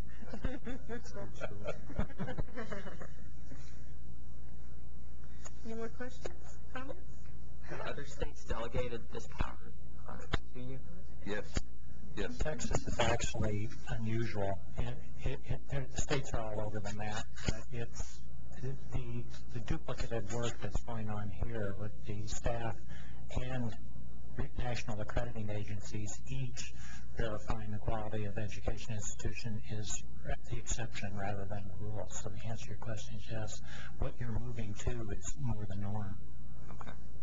Actually, the state of Florida has licensure by accreditation, so that if an institution from out of state is accredited by an accreditor recognized by the U.S. Department of Education, then Florida issues a license for them. And so what you're doing is somewhat comparable to that.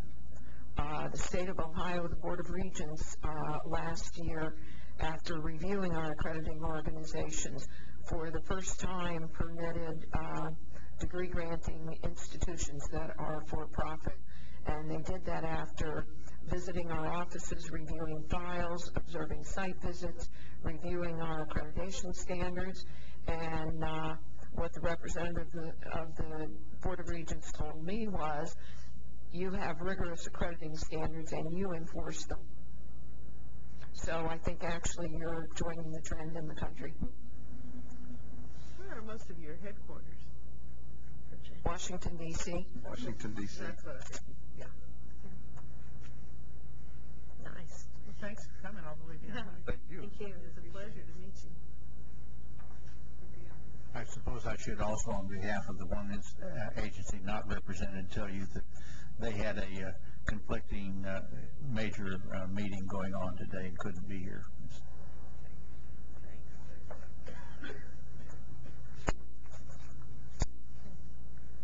Okay, John, it says the recommendation is pending. What do you? It was pending at the time we had to publish this. Okay. We were still reviewing pretty good-sized application packages. I think each of them sent us 3 or 4 inches of paper. So our motion is to recommend that we recognize these accrediting agencies in Texas. Correct. So moved. Second. All in favor? Aye. Motion carries. Item 4J is consideration of adopting the staff's recommendation to the committee to reaffirm the Coordinating Board's 1997 decision to allow the independent school districts in Johnson County, Texas to hold branch campus maintenance tax elections. Interesting thing, we see this again now. Joe? This is a case where the board did approve holding maintenance tax elections, and one of the school districts at that time did not choose to. They didn't oppose it. They simply weren't ready at that time, didn't have enough demand.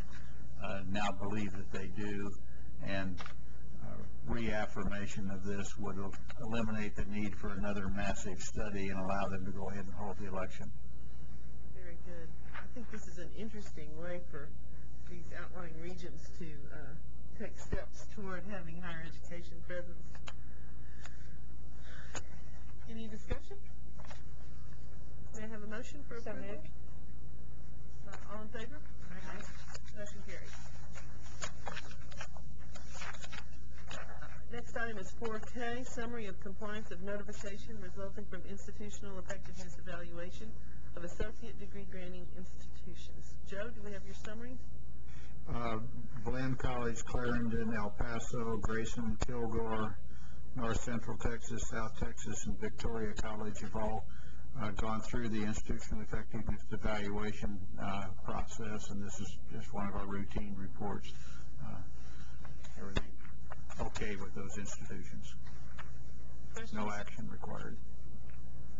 Thank you. 4L is recognition of Alamo Community College District's Northeast Lakeview College as a candidate for accreditation from the Southern Association of Colleges and Schools. Joe? By presenting this to you and putting you on notice, this satisfies the Southern Association's requirement that, in fact, Northeast Lakeview has the authority to operate. We've always given that authority to the community college districts to establish colleges within their district. So this is really simply telling you that that's standard practice and telling the Southern Association that's standard practice, and then they'll proceed through the candidacy process. A quick question. Is that in the taxing district? That's within the taxing district, yes. If it were outside the taxing district, then we would have a whole different process. Any other questions? Next, agenda item 5, discussion of the programmatic aspects of funding items on the Agency Operations Committee agenda. It's not an action item for our committee.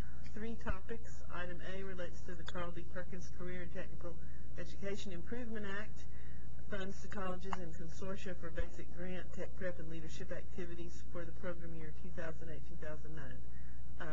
Dr. Susan Hetzler is going to tell us about this, I guess. Or she can answer questions if you all want them to be answered. You had asked that even though these go to agency ops for action, that we give you an opportunity to question us about anything programmatic. Yeah, thank you very much. And I think all of these that are before you today are pretty routine kinds of things, but we're certainly prepared to respond to questions. Do we need to know where we are with this? Susan, why don't you come on up and give just a quick overview of all of this. Hi. Good afternoon. Good afternoon. With regard to the allocated funds that are before you right now, this would be based on the funding split that was changed, if that's your question. Right, so that is my question. the funds going forward would be based on the 70-30 split rather than the 60-40. So as they are categorized here with basic grants, tech prep, leadership, administration, reserve, and so on, you see how the funds are being allocated for the 2008-2009 year.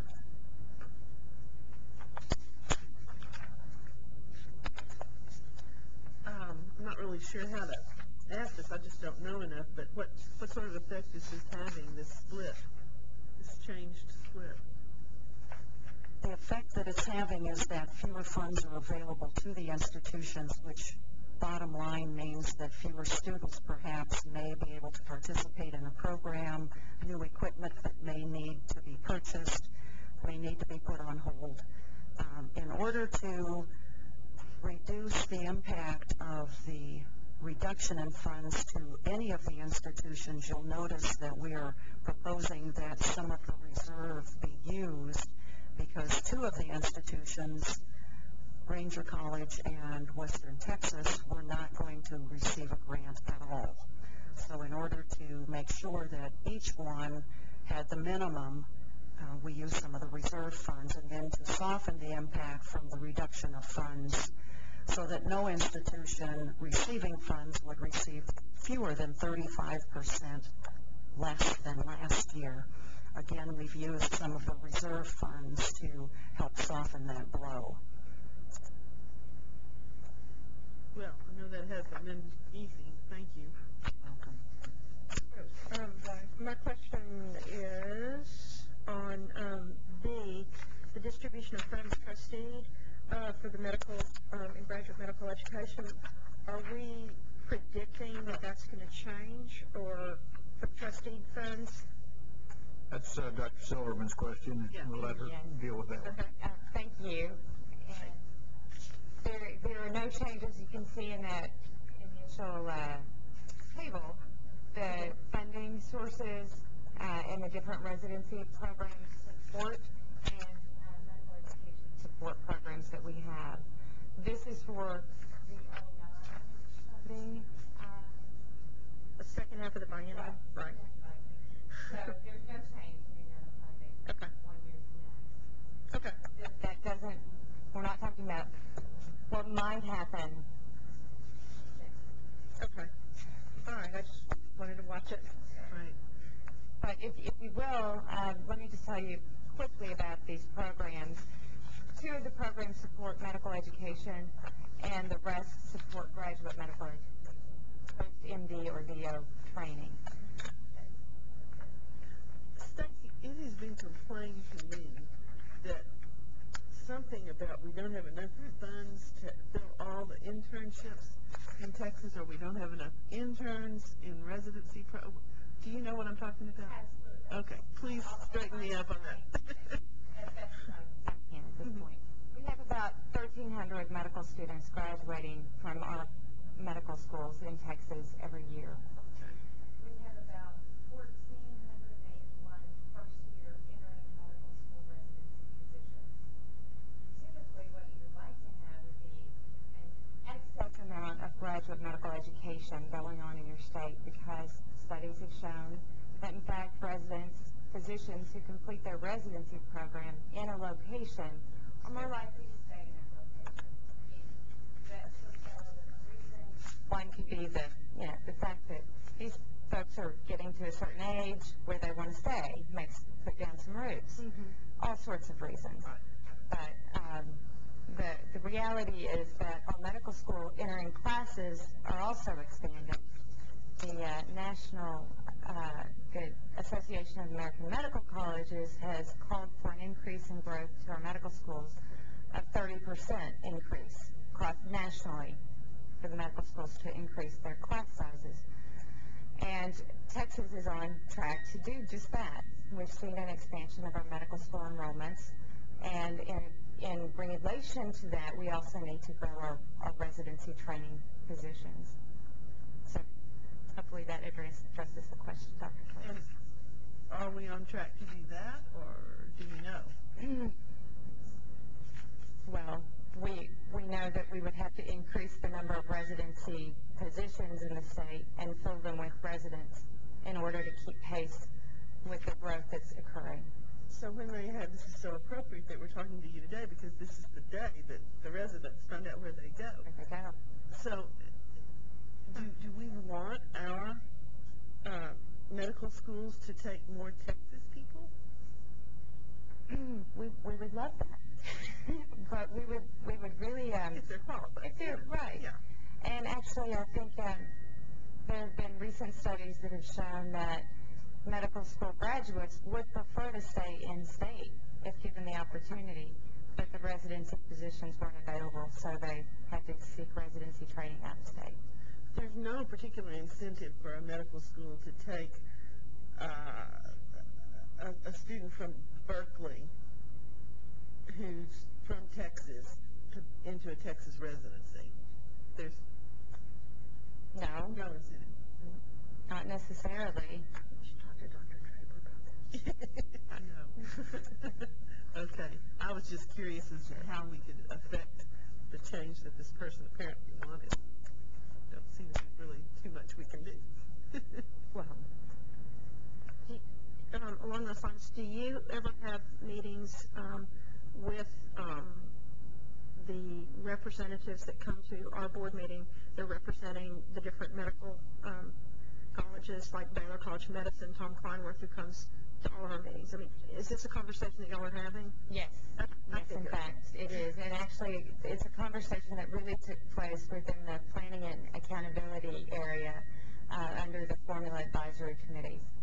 So the Health-Related Formula Advisory Committee is making the recommendation that funding be increased to support medical education and graduate medical education as well. Well, and to Dr. Phillips' point of students that are going to medical school elsewhere, but that are from Texas, it seems that that would be a priority to get them back in the state. We'd love to get them back in the state. Right. And similarly with, I'm sure we need bilingual positions. So is there anything we can do to, or do we already do things that let the medical schools know these are priorities? Oh, absolutely. The medical schools are very in tune with cultural competencies and really try to deal with the patient populations that they have as best they can. Best interest, yeah. I might just add that under the Code Red report issued the first time around, and also the one that just came out earlier this year, it also emphasizes the need for a greater expansion of the residency program. And so there are some efforts in terms of meeting with the legislature to expand those opportunities and fund more of that as well. Great. I'm way behind the 8 ball, but I appreciate y'all being back. Interesting to know about that. Thank you, Stacey. Thank you. Okay, and am I missing one here? Item C. Oh, yeah. And item C relates to proposed projects with individual budgets that could exceed $100,000 in cost, which would necessitate agency operations committee authorization to issue a request for proposals for a project if its budget would exceed. Who wrote this? I didn't write this. Not you. Well, tell us about what we do in this event. Sure. We have a couple of proposals on the table for consideration at the agency operations meeting next month to help expend some of the unexpended college readiness funds for this fiscal year. And I'll describe 3 of those right now to you. A couple of them that that are not on the table anymore relate to developmental education, and the commissioner and Dr. DiLoreto would like to wait until that developmental ed symposium takes place before any of these projects move forward. The first one I'll just briefly describe, and I'll be happy to answer any questions, is basically to hold 8 regional transfer conferences to follow up with the large transfer summit that took place in February, and to disseminate information that was shared at that summit and some of the recommendations that came out of that summit with the people who are working in the field to effect transfer and to help students transfer as credit as quickly and efficiently as possible. The second proposal is for professional development for online teaching. Basically, this is to develop some online modules similar to the professional development modules we have in development right now in critical thinking, second language instruction, and reading comprehension. But this would target teachers who teach online. The growth in online education has been substantial. Approximately 20% of the semester credit hours generated at community colleges is now from online courses. About 20%, if I'm not mistaken.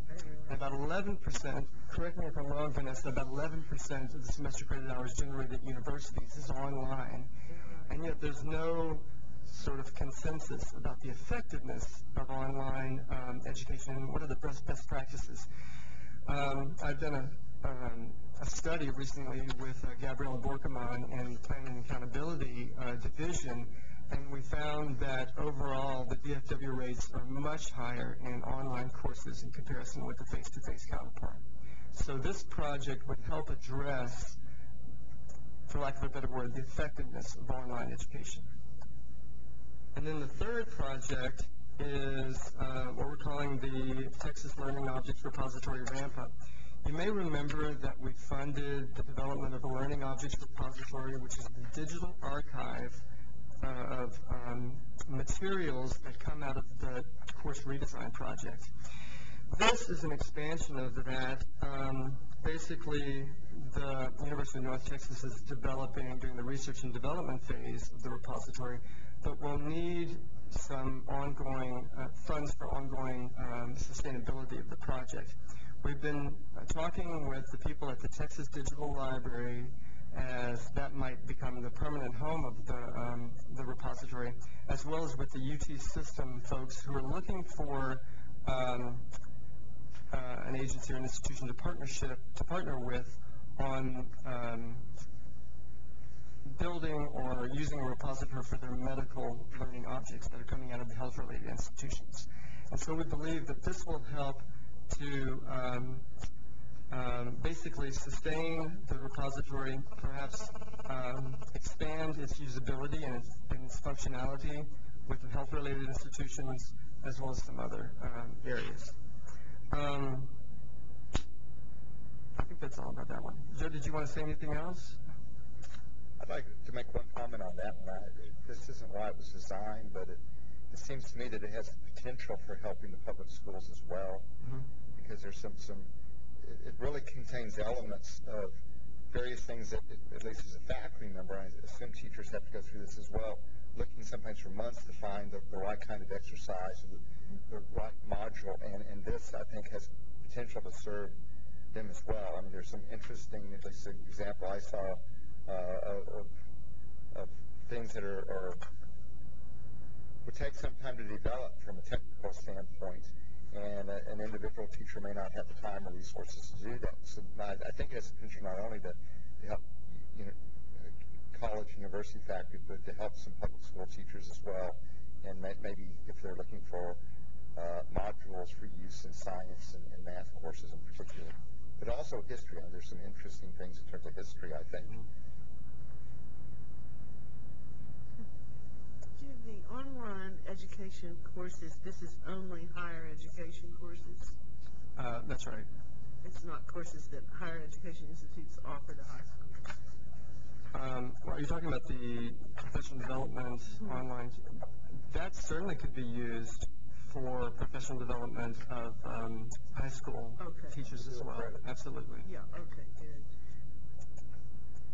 And this is just totally, out there, but it just made me think, the legislation that was passed to limit the number of drops, I wonder if that includes distance learning courses. I think it includes all of them. Yes. Of course. I just keep thinking that's really a bad idea, but anyway, I shouldn't talk about it with Raymond not here to defend himself. Any more questions for Kevin? Let me just make one comment. Kevin and Vanessa in particular, I think several of us, as they've interacted with folks in the field, discover opportunities, and none of these 3 projects were a part of a plan a year ago. They're all a result of this kind of interaction and being responsive to ideas. And so I think you'll see more of this happen just because we can't foresee it all, but we do try to have good communications with people that have got good ideas. That's great. It's interesting. Most of the major corporations, including like hospitals and oil companies, and they all use online training for professional development. They all do. And so it sounds like we're looking, we're going in the right direction to explore that. So good work. Thank you. It's really great. It's going to get bigger and bigger. You're in the right place at the right time. Agenda item 6 is comprised of updates on various projects and activities of the staff. Vanessa, give us a report. Why don't we ask Vanessa and Catherine and James all to come up? I know it's awfully late, and you've had a very full day of it. Give them a chance to very briefly tell you about some of these major projects that are not yet agenda items that may become such. Please, that's wonderful. I promise I'll make this brief.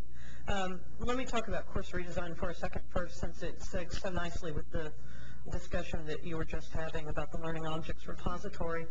As you know, we have a number of course redesign projects that are currently ongoing in phase 3 of our course redesign efforts. We have about 16 right now that have finished their first year. All of those have either begun limited pilots or are about to pilot in the fall.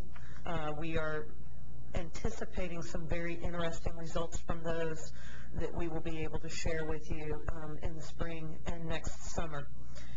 We also, I believe at the last meeting, you received a report on some of the initial results from the Phase 1 and the Phase 2 course redesign projects, although those results are still coming in, particularly amongst the Phase 2 projects, and they are mixed. There have been some, we think, some significant indications, particularly with some of the projects at the University of North Texas in history, which is what Dr. Gardner was referring to.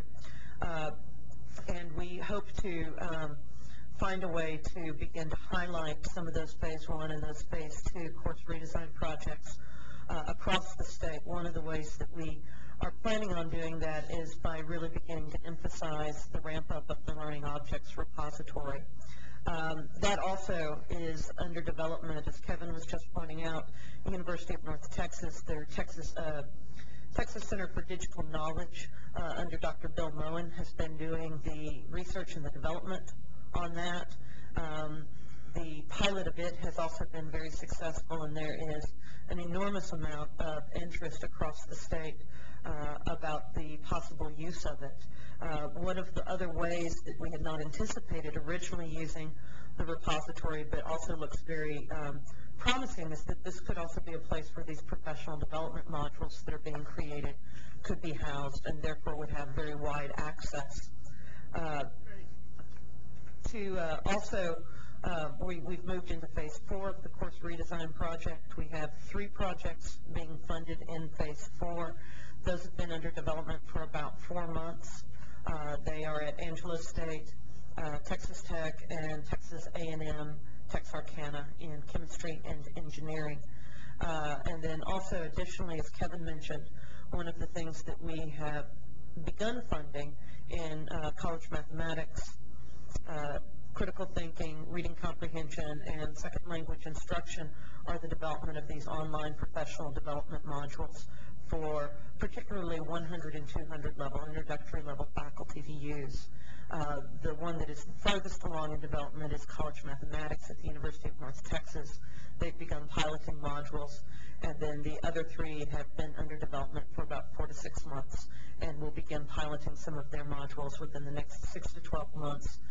All of them have been partnering with community colleges, and community college faculty will be involved in those pilot results. So we're very excited with what's going on with course redesign right now, and think that there are some really significant implications for what this is going to look like as we begin to explore the ways that we scale these up across the state. I need to speak very briefly to a couple of other initiatives that Joe has had me working on. One you already know about, and that's the Applied Baccalaureate Task Force. That task force is continuing to meet. It will be completing its report this summer, and we hope to have some very specific recommendations to you at the fall board meeting. Associated with that, though, is the beginning research and beginning to look at the issue and the challenge of adult degree completion in Texas. This is part of an ongoing national conversation that has been getting a great deal more publicity the last few months. The Southern Region Education Board, which Texas is a member of, is making the issue of adult degree completion. These are these adults who had to stop out of college and now are, in semi-managerial positions, and realizing that if they're going to advance professionally, need their baccalaureate degree. SRAB has raised this issue to the level of a policy issue that they're looking at. They're also going to be launching a website that will serve as sort of an electronic marketplace of programs this fall called the adultlearner.com. Associated with that, earlier this week, the Council for Adult and Experiential Learning jointly published a report with the National Center for Higher Education Management Systems, which was funded by the Lumina Foundation, which is called Adult Learning in Focus. And this is a look at the issue of adult education, particularly on the baccalaureate level across the United States. And just to give you the national context and then very quickly the Texas context, across the United States, we're looking at about over 42.5 million adults that have some college credit but no degree. Those are adults that have started college in some way, shape, or form, have achieved credit, but have not achieved a baccalaureate credential. In Texas, using the data from the American Community Survey, which is part of the U.S. Census Bureau's system, we know that we have about 3 million adults over the age of 25 that have some college credit but do not have a baccalaureate credential. We know from our own work that we have probably somewhere around 60 to 80,000 adults over the age of 25 with at least 90 semester credit hours from public Texas institutions with no credential that have not completed. So this becomes a very significant issue when we look at workforce development, when we look at Texas's competitiveness with the rest of the national economy, as well as Texas's competitiveness on a global level. We have institutions that are doing a remarkable job of finding ways to get those adults back in and get them out with a credential, with a baccalaureate degree. Some of them are online programs. The University of North Texas, Texas Women's University have some of those. Some of them are face-to-face. One of them is at UT El Paso. There's a number of others across the state. As the Applied Baccalaureate Task Force is completing their work, they're beginning to look at the Applied Baccalaureate degree as a pathway for those adults to come back and finish their degree. But it would be one of many pathways.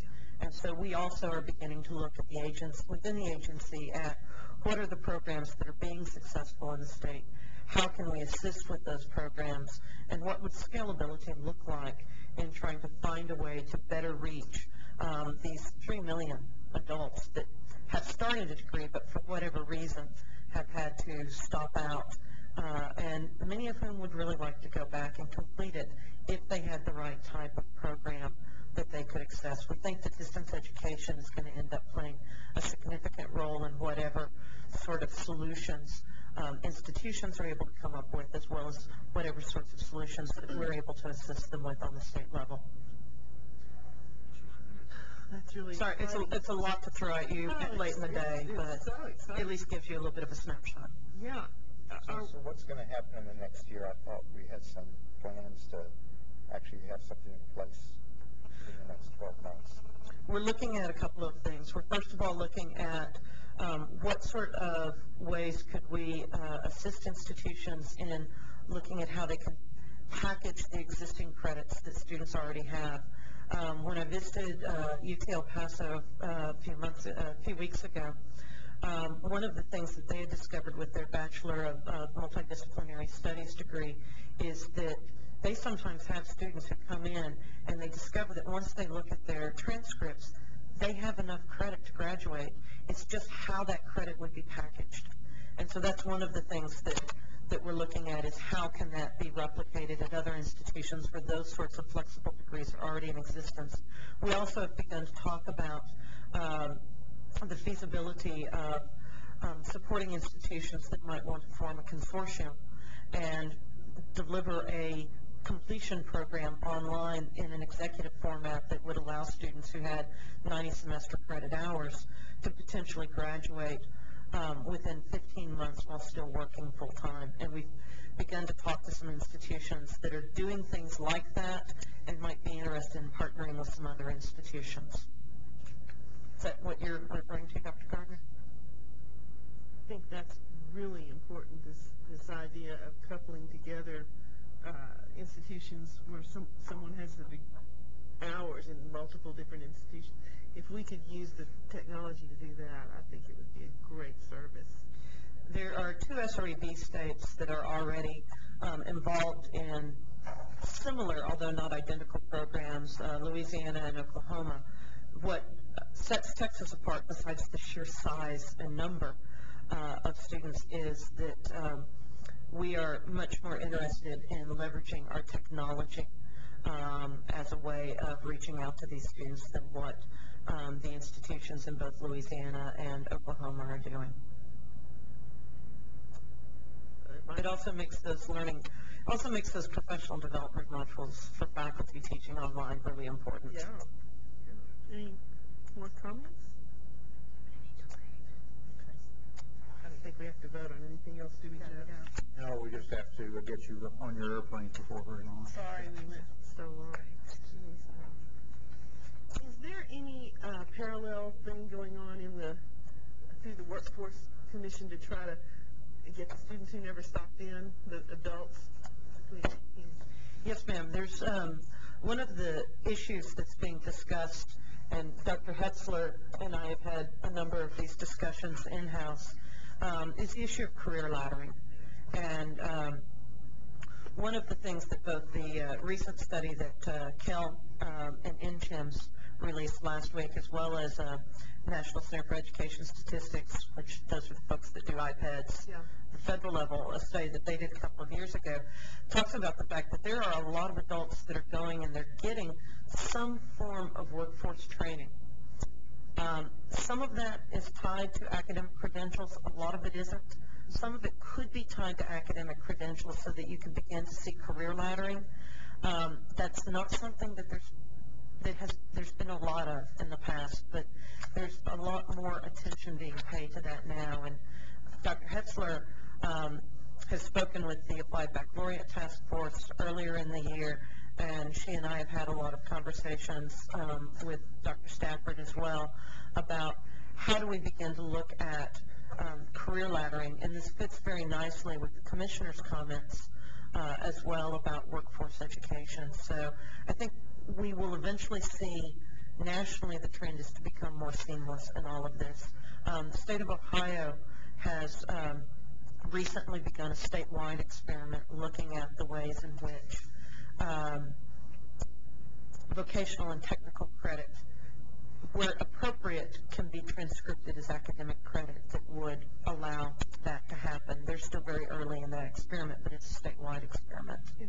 And there was an article in the Chronicle of Higher Education about that about a week and a half ago. Actually, Susan pointed out an interesting program at Texas Tech South Plains College, a public ISD, which is focused on, at some stage, producing people to be mechanics, but you can seamlessly go forward and get a degree in mechanical engineering at Texas Tech, which I think is exactly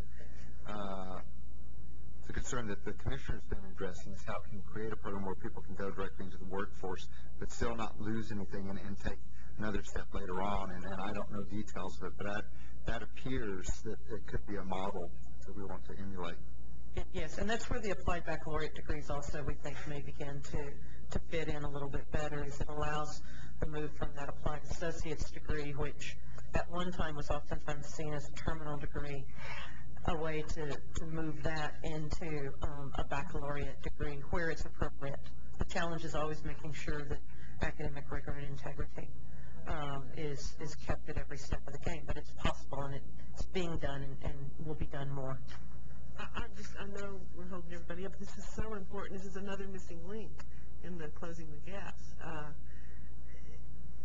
It has a cost savings factor as well. I mean, the more you can get that, it means that students who in the past might have needed to take another 15, 18, 24 semester credit hours, not only pay for it themselves, but the state pay for it. When done well, will not have to. So it makes more resources available for more students to go to school, and also gives a little bit more latitude in terms of exploration at the same time. I'm just interested in the GED as a portal where we have a chance to grab some people. I don't know how we might do it, but there's a place where we know there are a lot of people who are just going to go into the workforce and maybe could be encouraged to realize that they can take one step at a time. I don't have the exact numbers in front of me, but we've been playing around with another cost issue of if we get more of these adults back through with a bachelor's degree, how does that translate into tax revenue for the state? And the numbers are still very, very rough.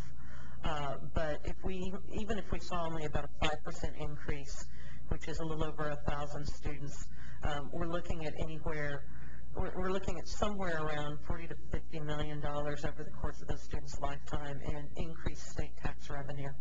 And then it jumps pretty significantly. It's still very rough data. And there are some dangers to having a historian crunch numbers. I think Susan Brown has some staff who have experience with that could help you. Yes. That run similar numbers for a different topic. This is some of the most exciting work we're doing. Thank you very much. Now we are to Catherine.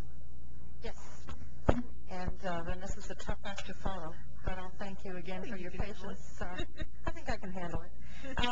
I'm going to keep this very brief indeed, because you'll be hearing more in October about the work of the Undergraduate Education Advisory Committee, which held its 8th meeting the day after the last board meeting.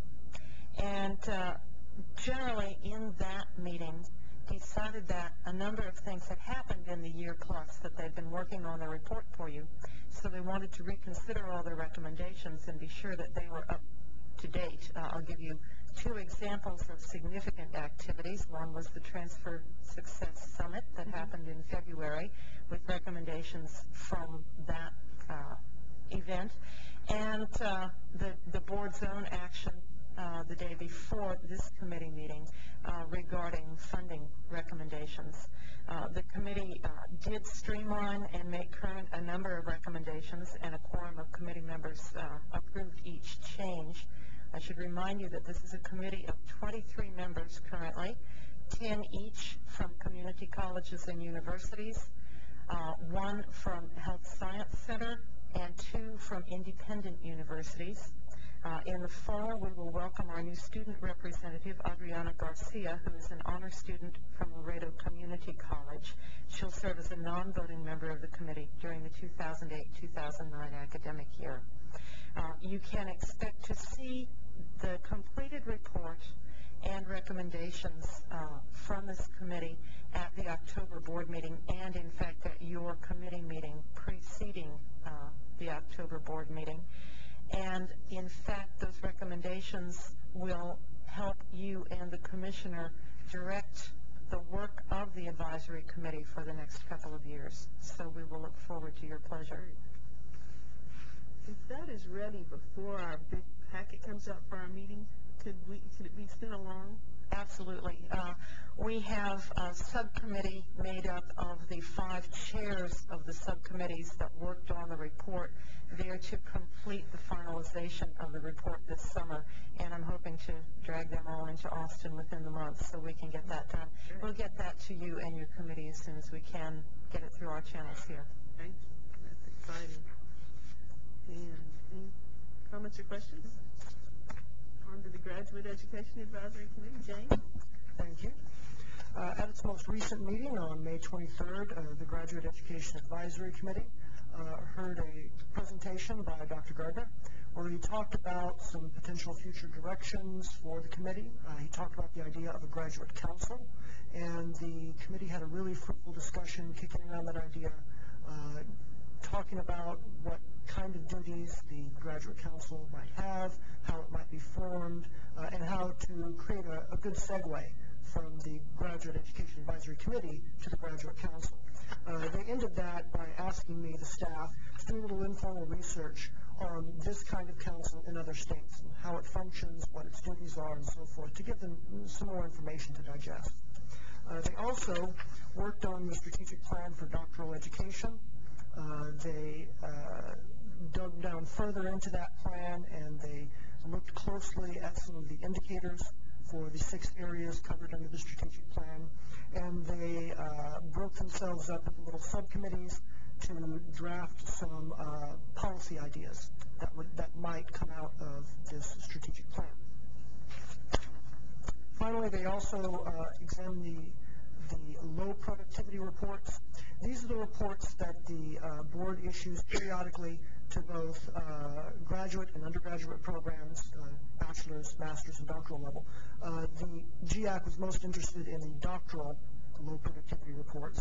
And after discussing for a while, they came up with a recommendation to staff to ask institutions to develop an implementation plan for each low-producing program to ensure it continues to be high quality. So we staff are now taking that recommendation and thinking about how we can actually implement it. So you'll be communicating directly with the universities, with the higher education institutions, the council will on, or the committee will on the implementation plan, or will it come back to us first? Well, I think the first thing we'll do is think about ways that we can make it work. And yeah, one of the things that we're likely to do is to talk to the institutions about, okay, what would be involved in developing these plans? How do you see yourselves using these plans? What would be the most useful form for the plan that would enable you to ensure quality for all of your doctoral programs? Universities monitor these committees pretty closely.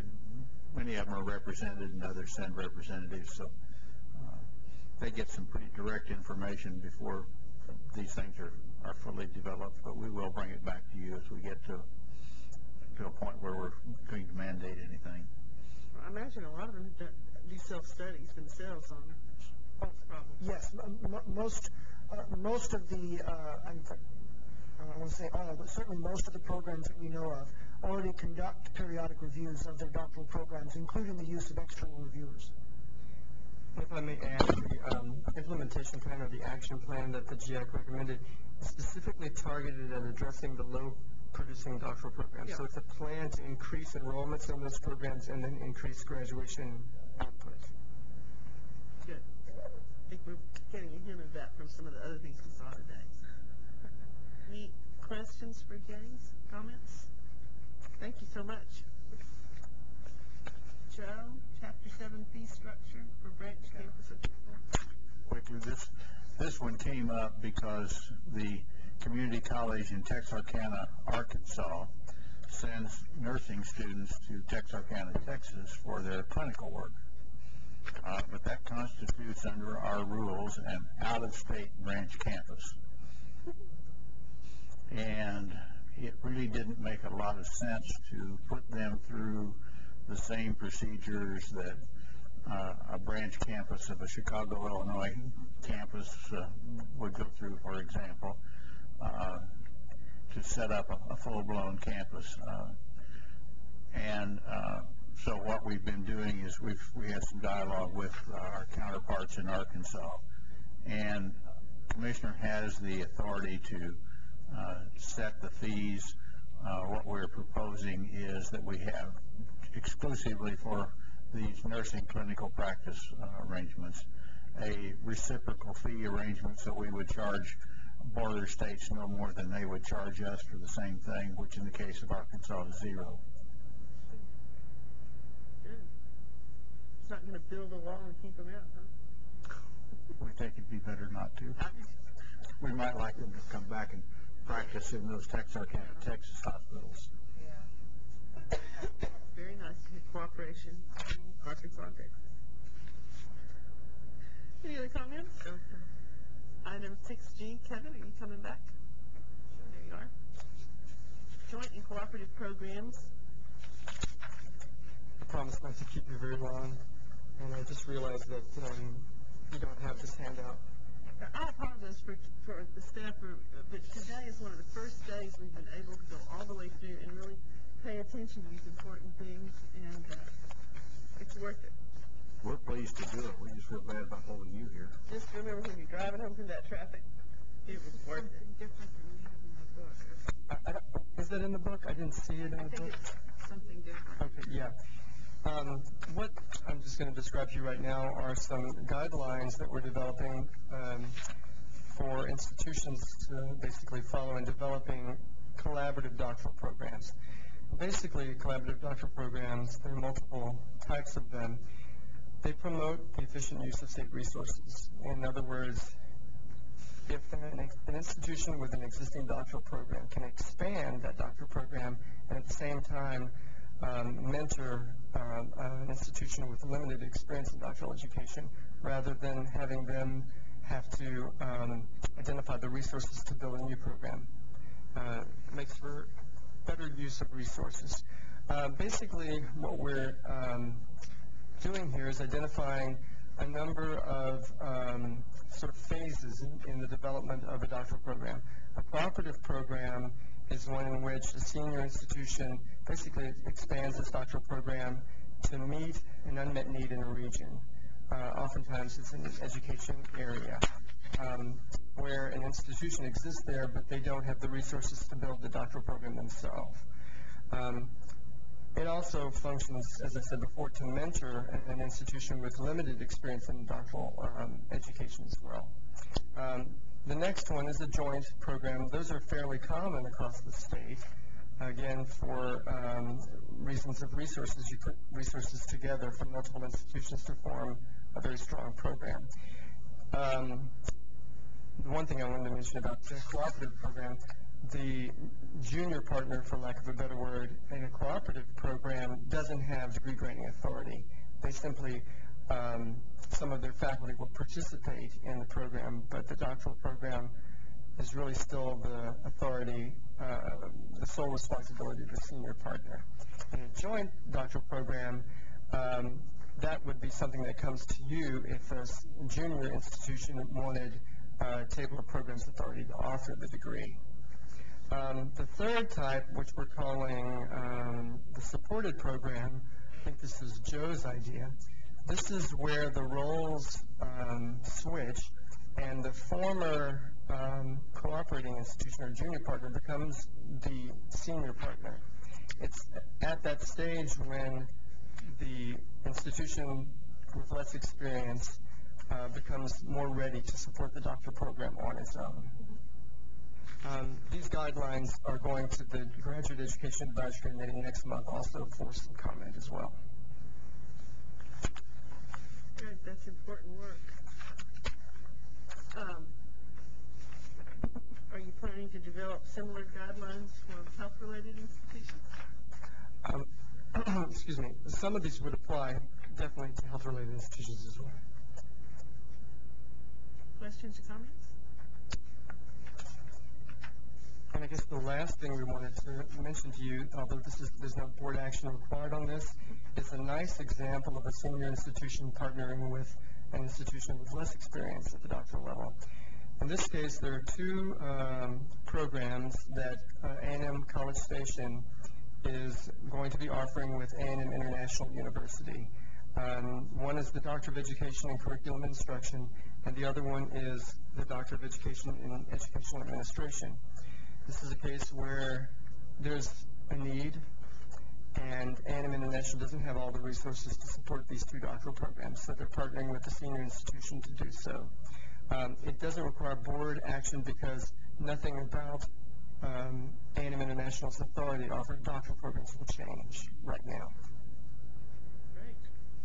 But we wanted to let you know what was going on. Great. Okay, ongoing discussion of committee interests. To go home. I think we should do that. I do want to recognize Stacy Silverman, who is now the interim director of research after Linda Donald Smith decided to retire. And I think I told you before that Kevin Lemoyne is now no longer interim director after Roger Alford retired. He is the permanent director. So just to keep you up to date on all of our staffing changes. Stacy, your ears should have been burning. I had lunch at Baylor College of Medicine last week, and they were singing your praises. Okay. That happened recently at the legislature at a hearing. Head of forgotten the name of the health council. Is that it? Yeah, it was statewide, and it was complimenting Stacy and talking about what a great resource she was to the state of Texas. We think so too. Joe, what's next? 6J? I think all we probably need to do at this point is hearing a report from the commissioner, and we can adjourn. Move to adjourn.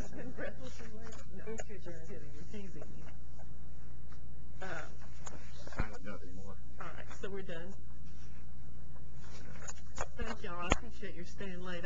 This is very important, I think, to hear about everything for once instead of having some emergency that stopped us from doing that. Thank you so much. Meeting adjourned. And great to have you.